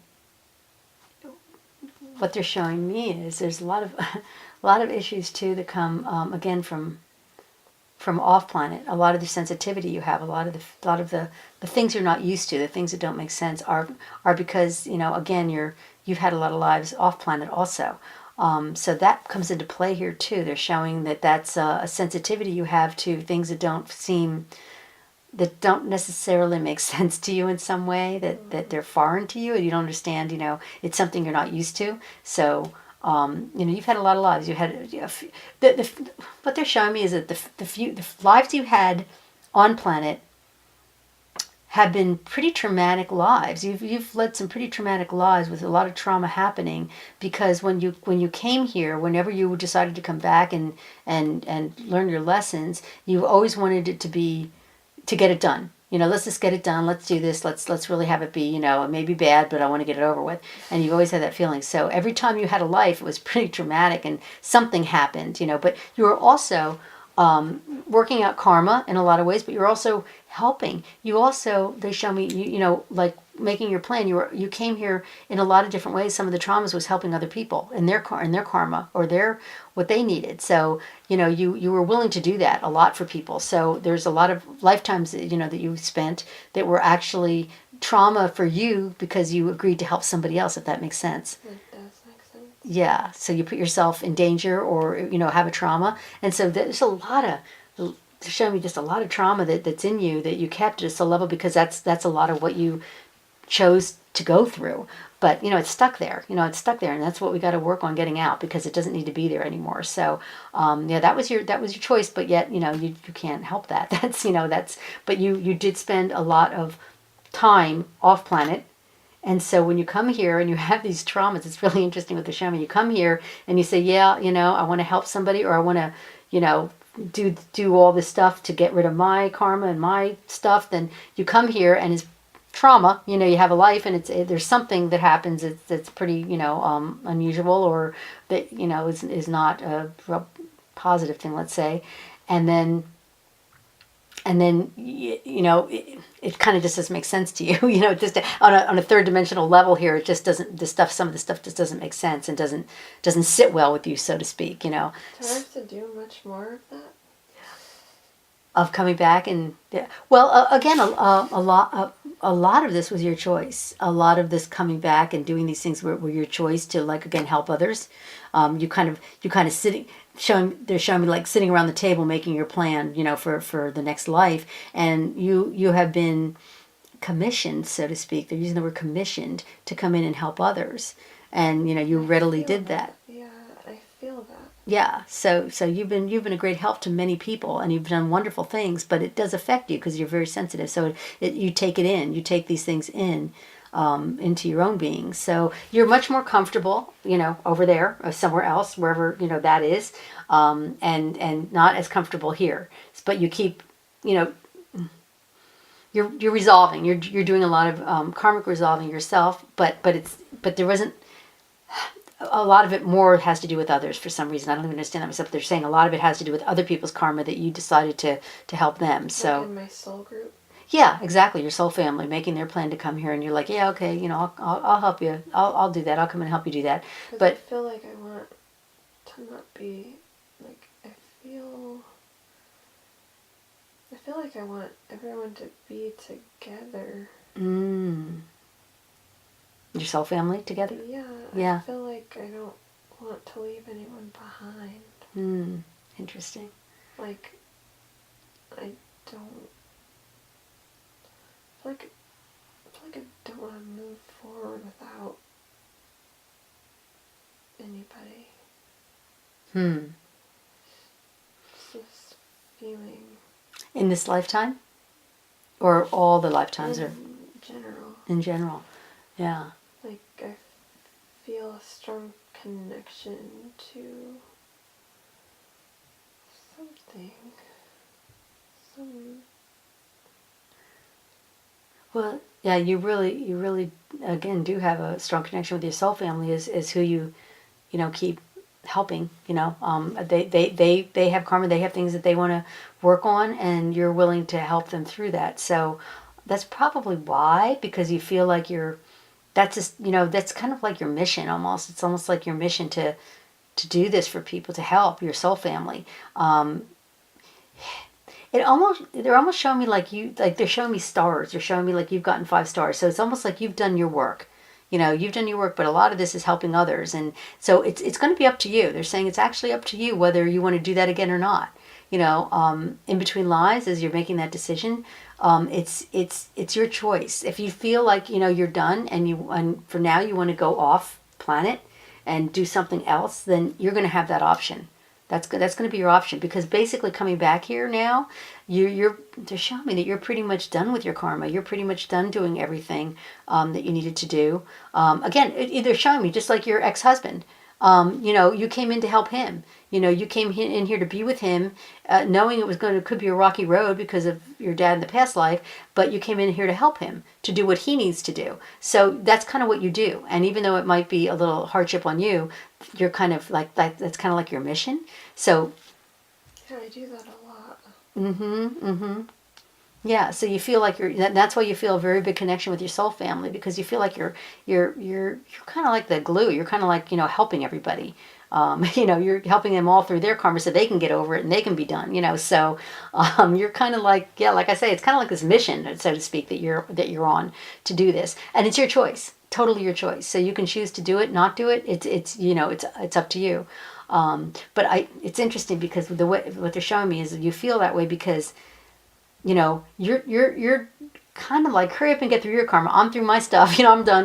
Let's go. Let's get this done, guys. I'll come in and help you, and I'll help you do your part. Whatever role I can play in this to help you, I'll do it because I want you guys all to be done. I want everybody to be done with this, so to speak. Okay. So your soul family, you're kind of supporting them and helping them and moving them along. I feel that because every single person needs me.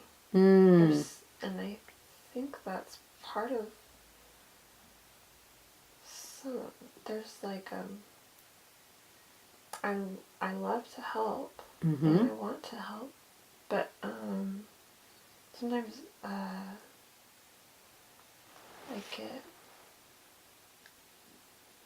don't take enough care of myself and I get depleted. Yeah, that's right. That's exactly right. Because yeah, you're on this mission to help, and boy, to do this, it does. It takes a lot out of you. It takes a lot of energy.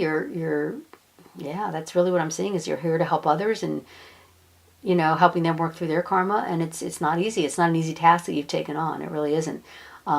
So they can again help you with that. They can try to work with you on that. But yeah, you really need to work on your energy level and the thing is you took this on, but if you can't do it, you have to also learn how to say no. If you feel like you're depleting your energy to do this, you do have that. It's free will, so you do have that choice to make decisions as to what you can and can't do. If you feel, but I see this. I see how you're zapped every time. Every time you do this, you're kind of zapping more energy out of you, and helping another one here and helping another one there. So it can take its toll on you physically. It really can. So, and that's why they're showing me the traumas of this world, of the lives you've had here, the physical lives, and again, the physical lives were hard for you because of the fact that again you're more etherical, you're more used to being not on planet. So the physical part of the traumas are really hard on you because it's not something you're used to, and your body is adjusting to that too. So there's a whole lot to this. There's a whole lot, different moving parts to this. Do they show you how many lives I've had?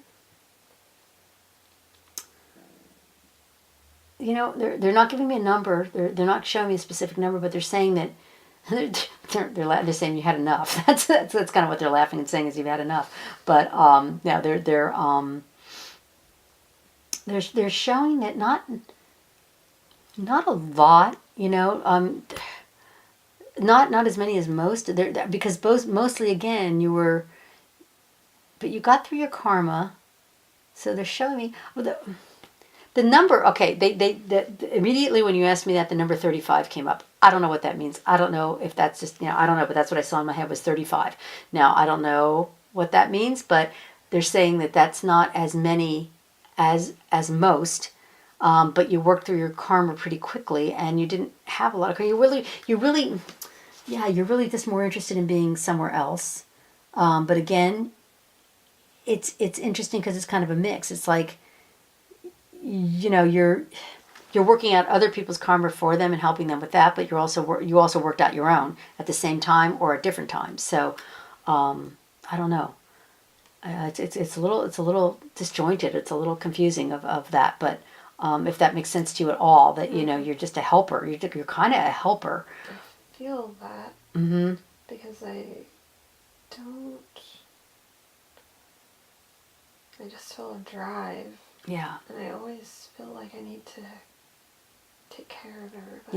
Yeah, and that's the feeling of you want everybody to get done with this so that you can move on. You can all move on together, You want to go back. You want to go back to the place it came from, and you want everybody else back there too. You kind of do. So you're just anxious to get this all done, I think, But nonetheless, to say you also came here to do some work. In this particular lifetime, you did come in here to do something, to help, and go in the direction that you're going now. And so very important for you to continue in that direction because you didn't want this.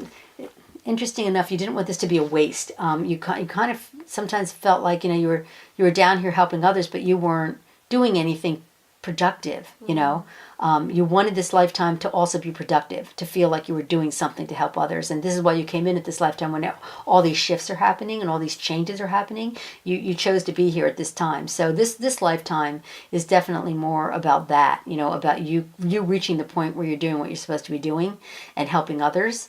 And that's coming, that's coming. We're getting closer and closer to that time. But it's time for you to start moving more in that direction, okay? To start working on what you're supposed to be doing here. But that was kind of, the thing for this lifetime of coming in and, working out some things. They still say you need to work out some things. And again, you while you were here, you decided to help others with a few issues too. You've been helping others do their stuff and do their, mission accomplished for helping them with their karma and asking you to be of service to them. Which you've done, but now it's kind of more. Now they're saying it's kind of time to be more selfish and just working on your own stuff, on what you need to be doing, if that makes sense. Mm-hmm. You've done all the help, and you don't want to deplete. You don't want to deplete your physical body any more than it already is. You just want to be able to get your strength back, and to move on. Which again, they said they can help you with doing that, but. Yeah, kind of knowing when it's time to just disconnect it from that and saying, okay, now I've got to work on my mission, on what I'm here for. So, okay, I'm going to just go to the next question. Heather fears that something might happen to her children, that she might be separated from them. And she wants to know if that again came from past life, and what is the fear of being overprotective for her children.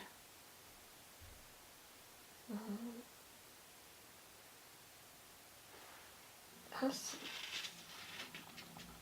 think it has to do with her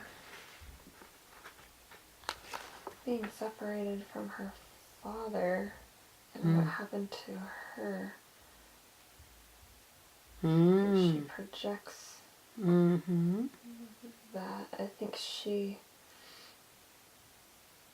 she has a fear of that happening to one of her girls.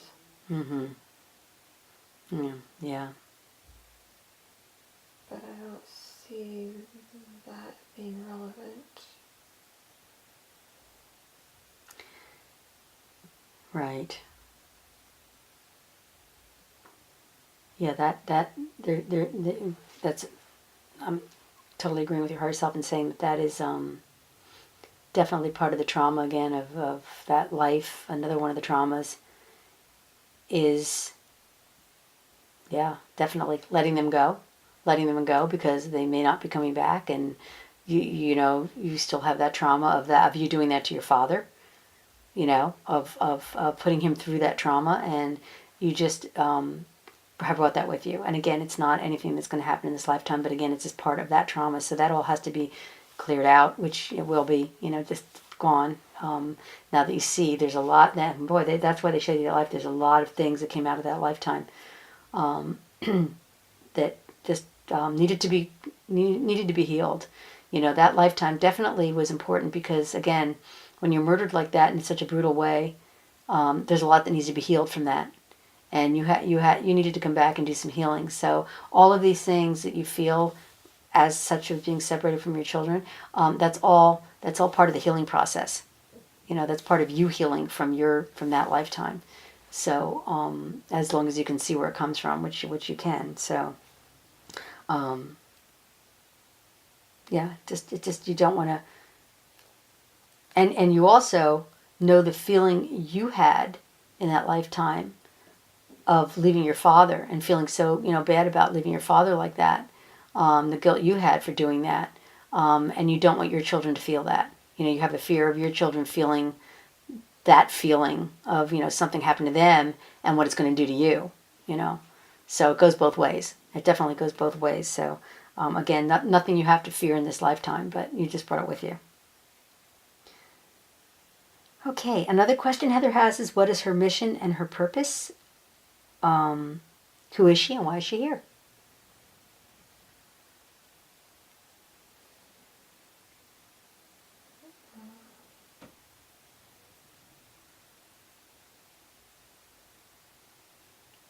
came to help, to be a teacher. Mm-hmm.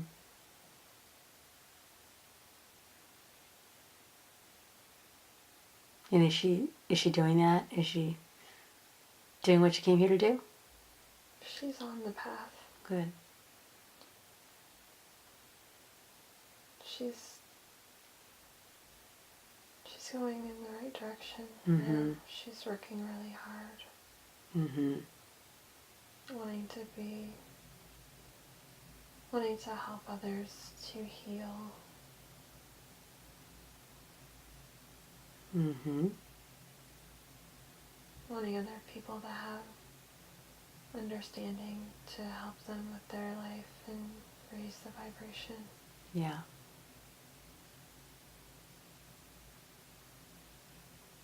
Very good. Good. Yeah.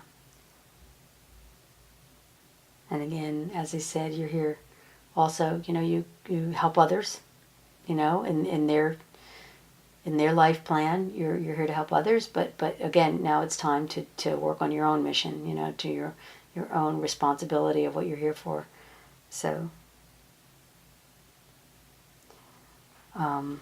okay, how many times, we talked about that, how many, so she would like to know how many reincarnations she had with Nathan, and how many with Caitlin and Mary, and how many with her mom, all her relatives, grandparents.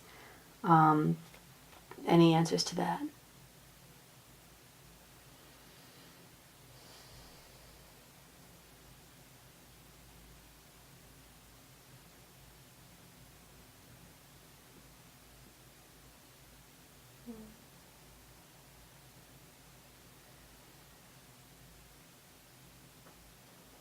I think I'm in the way.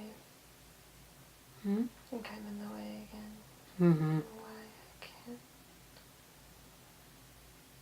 Yeah, I'm not getting anything on that either. I'm not getting numbers or anything either. Maybe they're just blocking us from that. Maybe it's not relevant. Yeah, I'm not getting anything on that as far as, yeah. They're just saying, again, some of the lifetimes you had has been helping those people, in past lives and in this life. Again, you were just here to be of service to them. But they're not giving me how many times.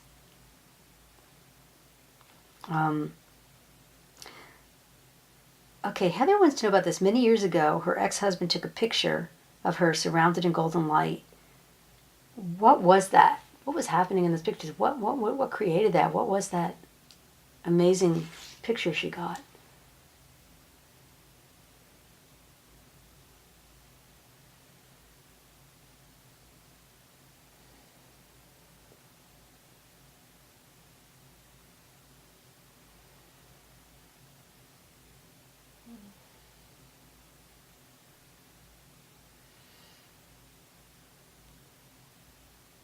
I'm not getting anything.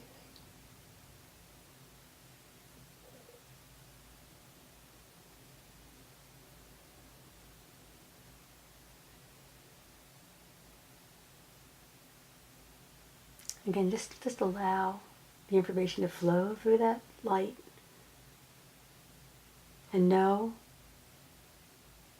that your higher self is right there ready to answer for you.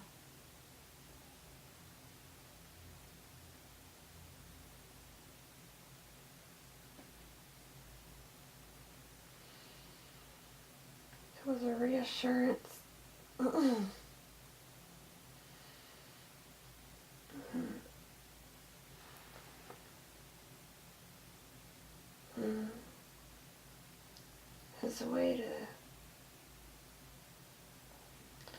It's a way to confirm for her what she belongs to.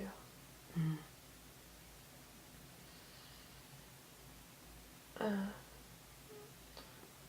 Like off planet or what, soul family or what? Spiritual, that she is of the light. Mm-hmm. And that she is protected and important. And she was going to need to know that. Mm-hmm. In a very found a way in. And also, we wanted her to know that when she gets that feeling, that's us. That's spirit. Mm-hmm. So that she would know when she feels that it's not just arbitrary. Right.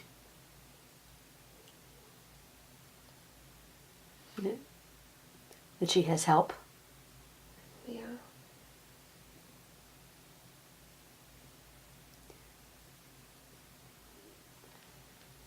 Okay.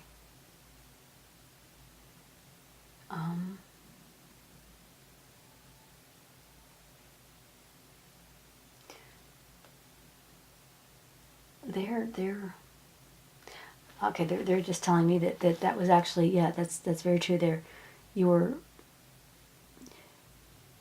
given the gift, and what? Okay, that's wow. Okay, interesting. Okay, they're okay. First of all, there's so many things they're saying. First of all, they're saying that that was one of your angels that actually is with you, and wanted to show herself to you. It was important that you.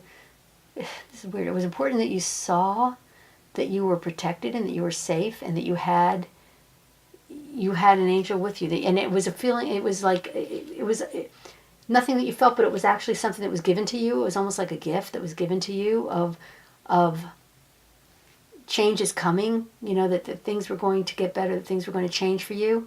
So it was kind of like that, almost like a hope, like hope. You know that there's hope. That there's better times. There's things that are going to change. And so it was just, I don't know. They're just showing me like that your angel just surrounded you, like just decided to just come in and just give you that. And what they're saying also, what they were saying was it was interesting that your ex-husband was the one who got the picture, which was interestingly enough, almost like a gift to you.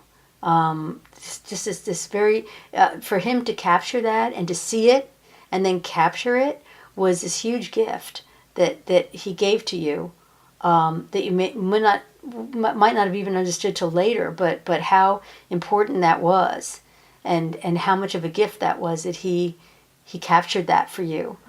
And it was just something that he kind of like felt like that he, again from that past life, he owed you and wanted to give you that, wanted to give you that hope, wanted to give you that feeling that that things are going to turn around. But although you didn't feel it, you received it. Let's just say, okay, they're showing me that you received it.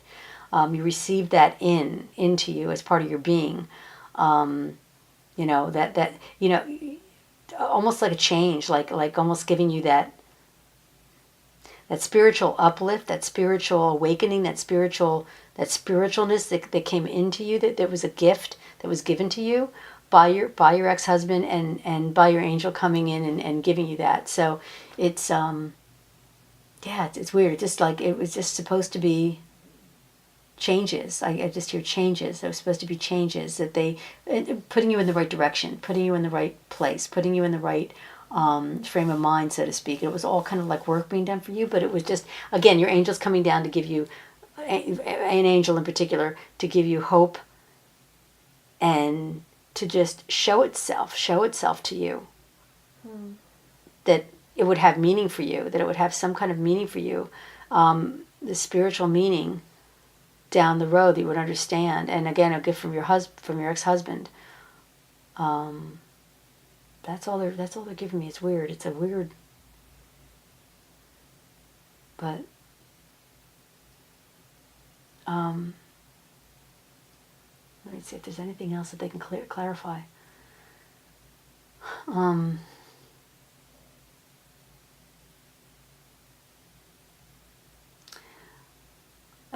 Again, they're saying they know you had been through hard times, that you were going through hard times, And it was really just your angel, like, protecting you. Protection, and again, this is giving you hope, of protection and giving you some, I don't know why they keep saying hope and reason to continue, reason to carry on, reason to keep going. Hard times. Okay, yeah, they're showing me like a reason to keep going. But I felt that joy in my heart. Yeah. Like I felt so loving and loved and happy in that moment. I could feel Yeah, that. It's like they zapped you with that. I could feel it, and it felt so good.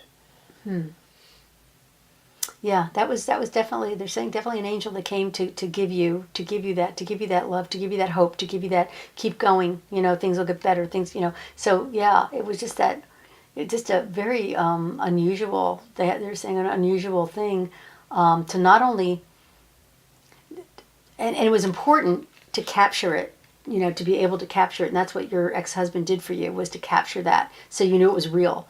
Otherwise, you could have had that feeling, but you wouldn't have known what it was. Right. I thought I was just happy. Right. You wouldn't have known how spiritual that was and how amazing that was. So for him to capture that for you and give you that gift, it was huge, really. I think it helped him too. I think it helped him too, to see that. That's right. Because he was,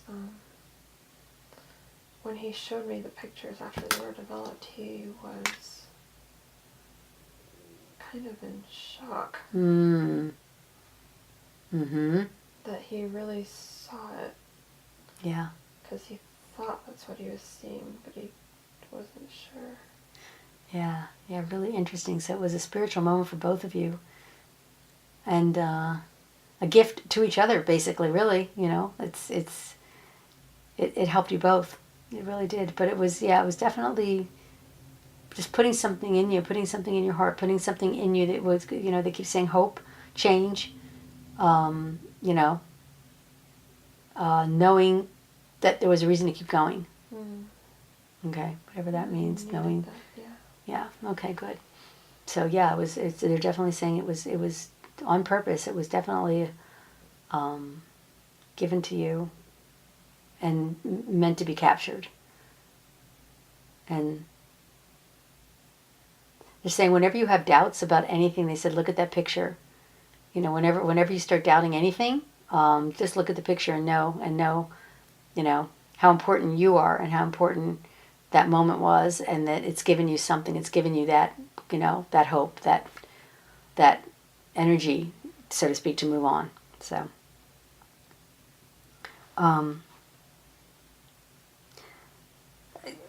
Heather would like to know, when her mom died, a bird started singing outside the window. She wants to know what was happening, if that was her mom's spirit.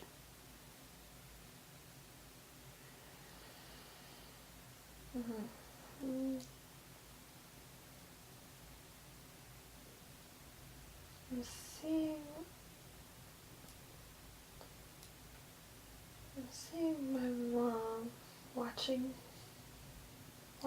us cry. But she felt good. She was happy. She was free from her body. She was trying to find a way to let us know that we didn't need to cry and be sad. Because she was right. She was still there. She was out of that body. Yeah. She was trying to send us comfort. Yeah. That's what I'm getting. Yeah, that totally makes sense. Yeah, she just she's saying, okay, now I hear her laughing. She's saying, well, that was one of my signs. She's saying that was one of my signs I sent you. So yeah, she sent you a sign. She wanted you to have that sign of that she's fine, that she's good, that she's okay. The bird is singing. The bird is happy. She's happy. She wanted. She also said it was something for you to remember, something for you to hang on to and to remember that happened, so you can hold on to that and know that was her, and that was an important gift that she sent, and had that happen because she didn't want you all to be sad, and that it was okay. It was just kind of a sign that it was okay. It did. It worked. Good. She's saying good. Saying, yeah, she said I know. She said I know. Oh, that's funny. Okay.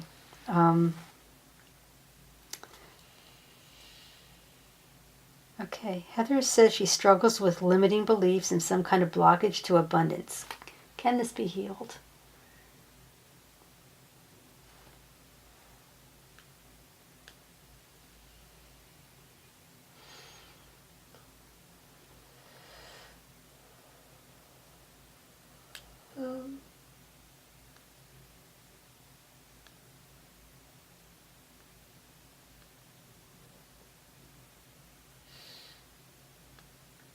Picking stuff is so. I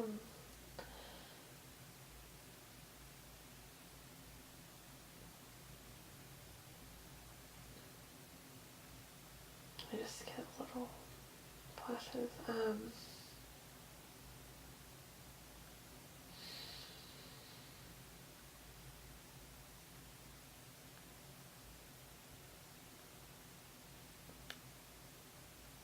Has something to do. So she needs to understand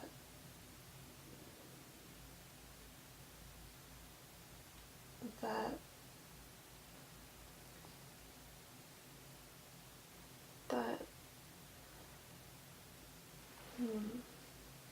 let's see, that she needs to understand that she is protected and guided, and that she doesn't need to worry about stuff because her life is unfolding the way that it should. And by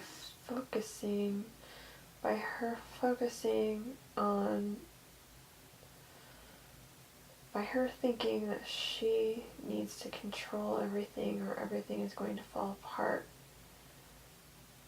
she's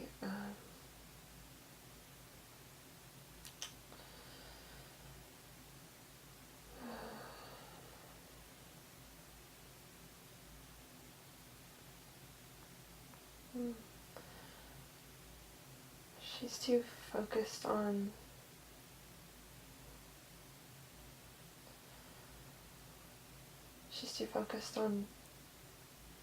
controlling or trying to prevent unpleasant things from happening.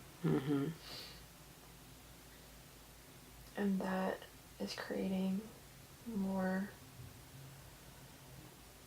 of what she doesn't want because of the struggle in her earlier years with money and the traumas of being in situations where she didn't know what she was going to do. That energy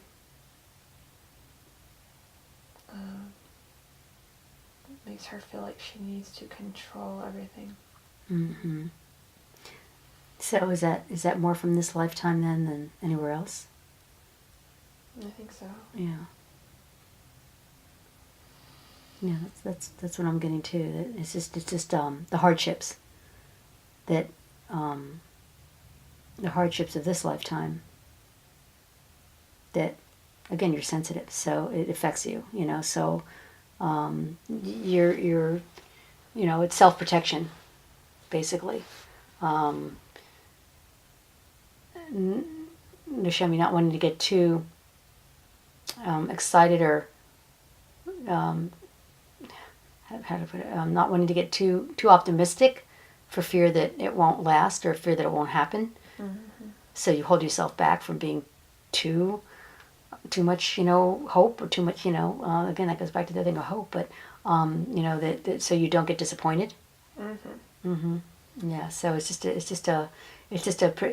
self-protection. It really is. It's just a self-protection thing of not feeling, the more, it holds you back from abundance because of fear of wanting abundance and not being able to get it. So it's a block. It holds you back. It does hold you back. And so if you can, they're saying, work on that. Just know that everybody deserves abundance, and abundance is certainly attainable for you, and just allow it. Just ask for it and allow it. And don't think that you don't deserve it. Just know that the more you open up to it and the more you ask for it, the more you will get. It's just the way it is. Open up to it. Don't be afraid of it, and don't be afraid of not having it. They're saying the fear of not having sometimes creates the reality. So you don't want to create that reality. You want to be a positive enforcement to yourself, to your own psyche, so to speak. So always be. They're saying always act like you already have. Always act like you already have, and then it will come. So instead of saying, boy, I wish I had, the verbiage should be, I have. And then the universe will take effect and will follow suit, so to speak, is what they're saying. That's interesting. Okay. All right. Okay, I think we answered the next one pretty much. Let's see.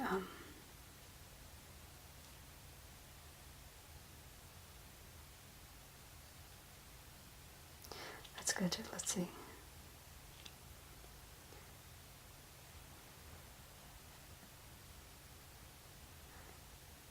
So, we'll have the attachments, and then let's see what's over here.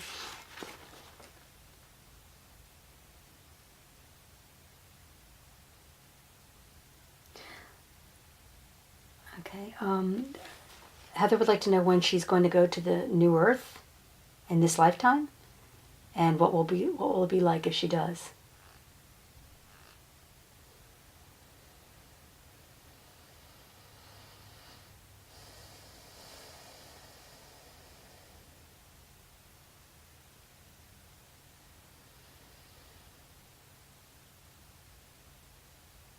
Okay.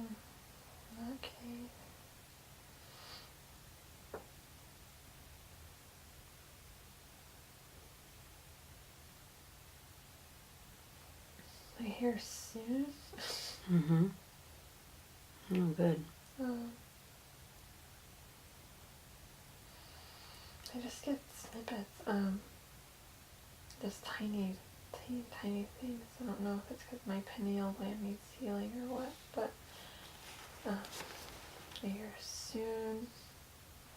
Something to do with work, so I need to continue. Mm-hmm. So the work is very important. Helping other people to be ready, raising the vibration. Mm-hmm. Mm-hmm.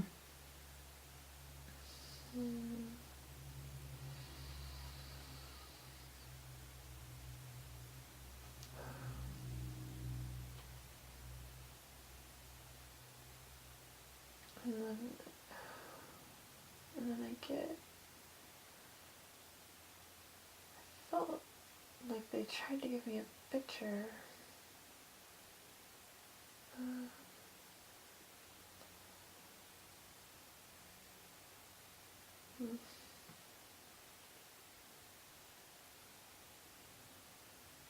picture? Of me there. Mm-hmm. I feel like they're trying to tell me that I will go in this lifetime soon. Okay.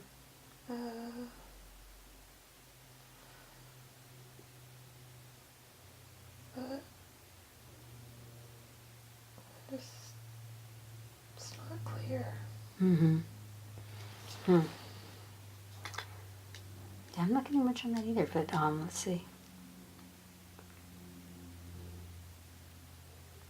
They're just saying that pretty soon there's going to be a lot of, changes. A lot of changes coming, a lot of earth changes, a lot of, changes all the way around on our planet. It's a time of rebirth and regrowth. And those that have come here, there are many of those that have come here to do work, in this aspect. And when this happens, they're going to definitely, their work is going to kick in. It's going to be their job to do to help others. So you're one of those. You're a volunteer that's going to be able to help. And, you have to gear up for that and get ready for that, because that's going to be, it's going to, and they're kind of showing me it's going to be sudden. It's going to be like all of a sudden people are going to need help. So with, as long as, with your knowledge and with your background and with you're here on missions to help people all the time. So they said it's kind of going to be just like your role. That's going to be your role again, is to help and to be of service. So that's what you'll be doing. And yes, everybody will be shifting in one way or another. It's going to be a big shift, and people will shift.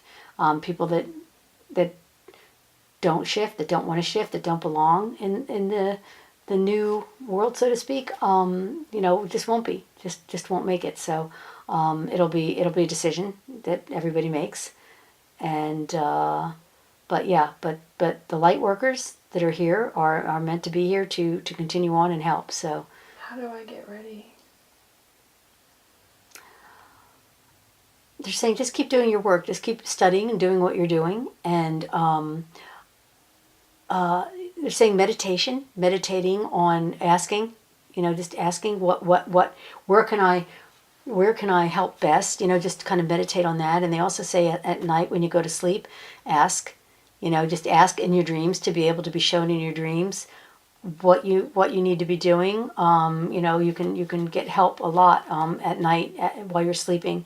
Information can come to you, but just be aware of it when you wake up, what you dreamt about, because that's going to be very real. So you'll get information in your dreams, downloaded in your dreams. So it's important to be aware of that. But otherwise, just stay on the path you're on. You're on a good path. You're doing this work, which is going to be important to those you help. And so that's going to be very good for you. And they're also showing you branching out into like other things will come to you. Doors will open and you'll meet people and other things will start happening. So you might go in a couple different directions. But they say, just feel, free will to feel, to do what what your decision is. So just kind of feel out the different paths and the different people and the different experiences and see what makes sense to you and what feels right, and they're kind of showing me to just play with a lot of things, just take a lot in, to just allow to, don't block off anything until you've looked at it and decide whether you resonate with it or not.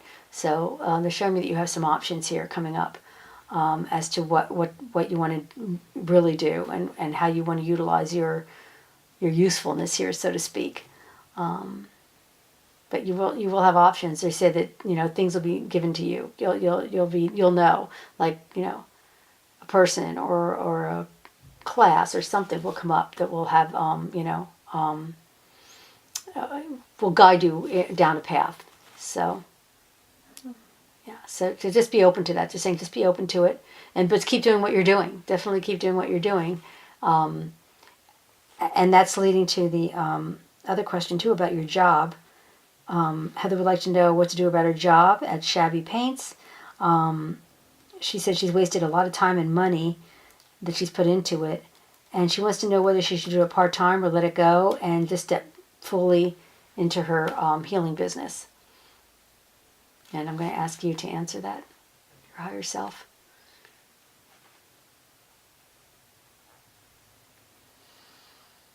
I feel like I'm supposed to let it go.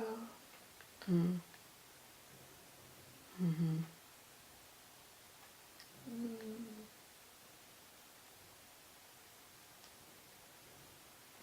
I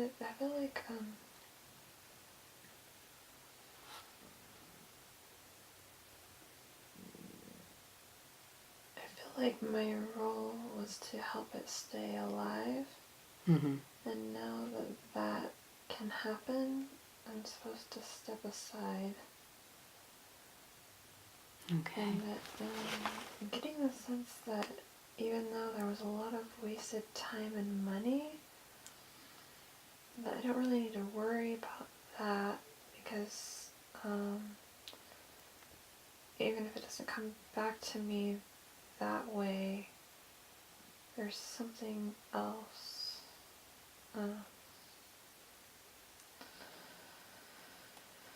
Wish it was more clear. Yeah, just relax and allow the information to flow through. Whatever images, whatever comes to you, just see if you can work on that.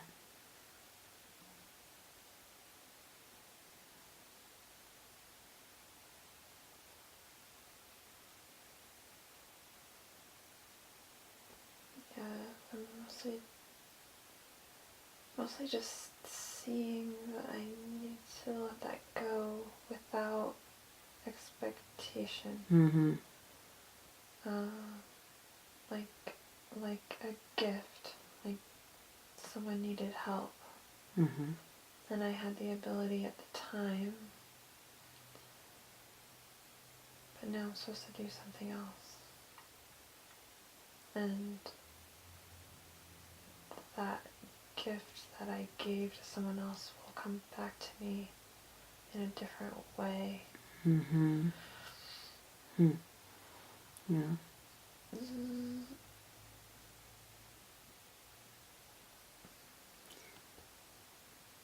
Yeah, and I'm getting to that. That you've done your time, so to speak. Like you put your time and effort in. You've done what you could. You've helped. Where you can. You've been of service again.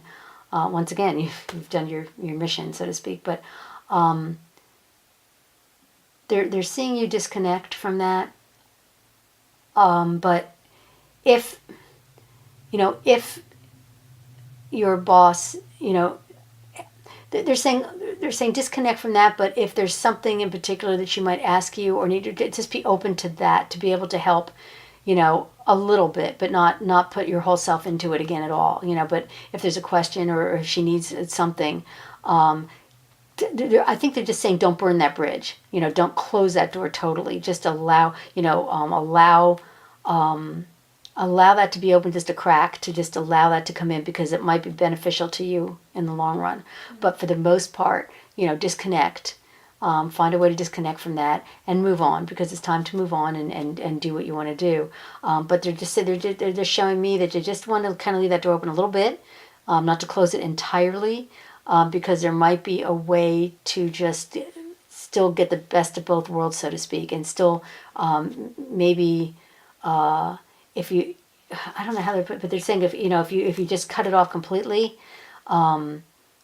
you might not reap the benefits that you deserve. But if you just leave that door cracked open a bit and kind of slowly back away from it, it might be more beneficial for you, if that makes any sense. Mm-hmm. Okay. But they're just they're just showing me don't burn the bridge. Don't totally burn a bridge, because leaving that door open a little bit could be a benefit to you. So however you want to do that, again, free will. So they're saying however you want to do that, however you want to handle it, but that's their suggestion that they would, that might be more beneficial to you. Okay. But they're saying just concentrate on what you really want to do. It's time to start. It's time for everybody. They're saying to start concentrating on what they really want to do, what direction they really want to go. That's where you got to put most of your effort. Okay, so that has to shift. Yeah. Okay. And Heather wants to know what her spirit animals are.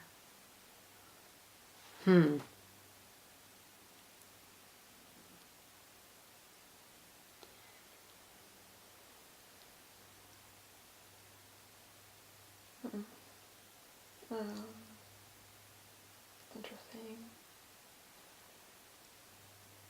I'm not seeing anything. I heard the word bear.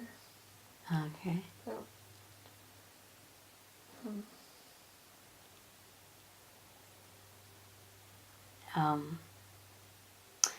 They feel bad. They keep interrupting, but they want me to tell you they feel bad. They're like, oh, but this is really interesting. What they showed me was, believe it or not, the wolf is one of your spirit animals. And they're showing me now the rest of the story, and they're saying that wolf was actually, that scared you in that lifetime, was actually not out to hurt you. It was actually showing up as your spirit animal, but of course it totally scared you, because a wolf coming out at you like that is very scary. So they're showing you there's no reason to be afraid, but that wolf was actually not out to harm you at all. I mean, yes, it wanted the fish, but it was not out to harm you, and it was a kinship almost. But of course, you didn't take it that way because as a human, you just are shocked and scared, But the wolf appeared. The wolf appeared to you, and they're saying that the wolf is actually one of your spirit animals, one of your main spirit animals, to guide you. And so they're saying on that note, try to accept that and try not to be afraid and accept the fact that it's interesting because they're saying the fear is all part of that, to get over that fear is part of the spirit animal's guidance for you and to help you get over the fear of dogs, of large dogs. So they're kind of showing me that, like, as if you approach a large dog or you can get near a large dog, just remember the wolf. Just allow the wolf to be part of your spirit and part of you, and the wolf will guide you correctly as to how to deal with that and how to not be afraid of that. So you can experiment with that. They're saying just experiment with it if you get the chance. And when you get near a big dog, instead of being afraid, know that the wolf is there to help you with that. If that makes any sense. That's kind of funny. Yeah, it really is interesting. They just immediately showed me that wolf coming at you, and it didn't. And it's funny because how they showed me it didn't hurt you. It didn't do anything to you. It just startled you. It scared you enough to take that with you. But that's also part of in this lifetime of knowing that that's your spirit animal, and actually will help you overcome that fear in this lifetime. Because I don't think it meant to hurt you or scare you. It didn't mean to do that. It actually was just showing itself to you, which is interesting. It's weird. So anyway, so yeah, they say work with that and see what comes of that. But lastly, let's see, we have here dog Sebastian. Is he someone important to her?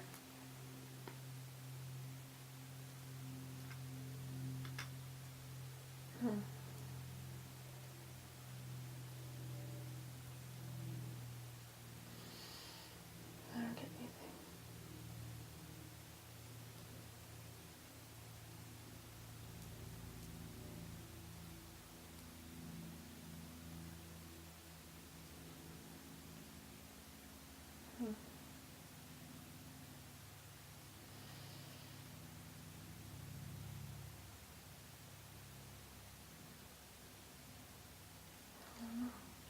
Yeah, you're not getting anything. Yeah, I'm not getting. All I'm getting is that that you've had other lives with him and other aspects, so to speak. But this isn't the first life you've had as a connection, so there is that connection there. From another one or two other lives that this dog has been with you. So there is a connection there. As a dog or as something else? Was he a child? I'm just seeing dog spirit. I'm just seeing spirit of a dog. I'm not seeing anything else. I don't know if they're not telling me that or if it's just that's all it was. Okay. I'm just seeing spirit of the dog. So that's what they're giving me. So it was definitely a dog with you in another life. Yeah, that's all I'm seeing. But there's definitely a connection. There's definitely a strong connection. Yeah. It's a spirit. They keep saying spirit of the dog. So I don't know. It's weird. They keep saying spirit of the. So it's the spirit of the dog that is really important, rather than the dog itself. It's the spirit of the dog that you have the connection with. So it could be that there are other incarnations with other things, but they're just saying, follow the spirit of that dog. The dog spirit has been with you, which I don't really know whether I understand that, but that's what they're saying. Well, I feel this weird connection to him. Yeah, well, yeah. There's some kind of spirit. There's definitely a spirit connection. And they just keep saying spirit of the dog. So yeah. Okay. And then, how is your dog Sophie, who died 2 years ago? How is Sophie doing?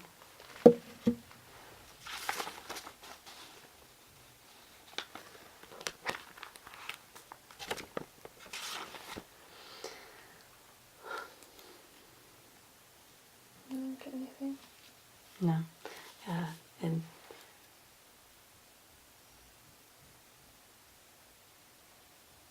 okay, well, I'm just getting. I'm seeing.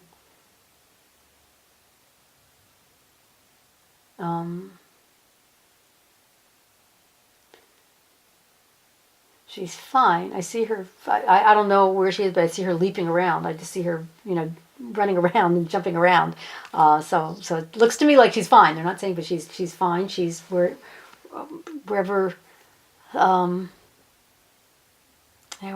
dogs go, wherever pets go, she's happy. She's definitely happy and jumping around and excited and young. Looks young to me. So I don't know how old she was when she passed, but 5. Hmm? She was 5. Okay, yeah, she seems spry and bright and lively, so she seems like she's really kind of, got a lot of spirit to her still. So it doesn't seem old. But yeah, I see her just playing with other dogs and having a good time. So Cute. yeah, she's having fun. She does want to connect in. She is saying, can you, there's a voice coming in saying she just wants to connect in and asks if she can do that and just say hello and thank you. She's just thanking you and saying hello and misses you. Just giving some information through not directly, but through something else. It's coming through something else. But just wanted to connect in with you. Knew that she had that opportunity. So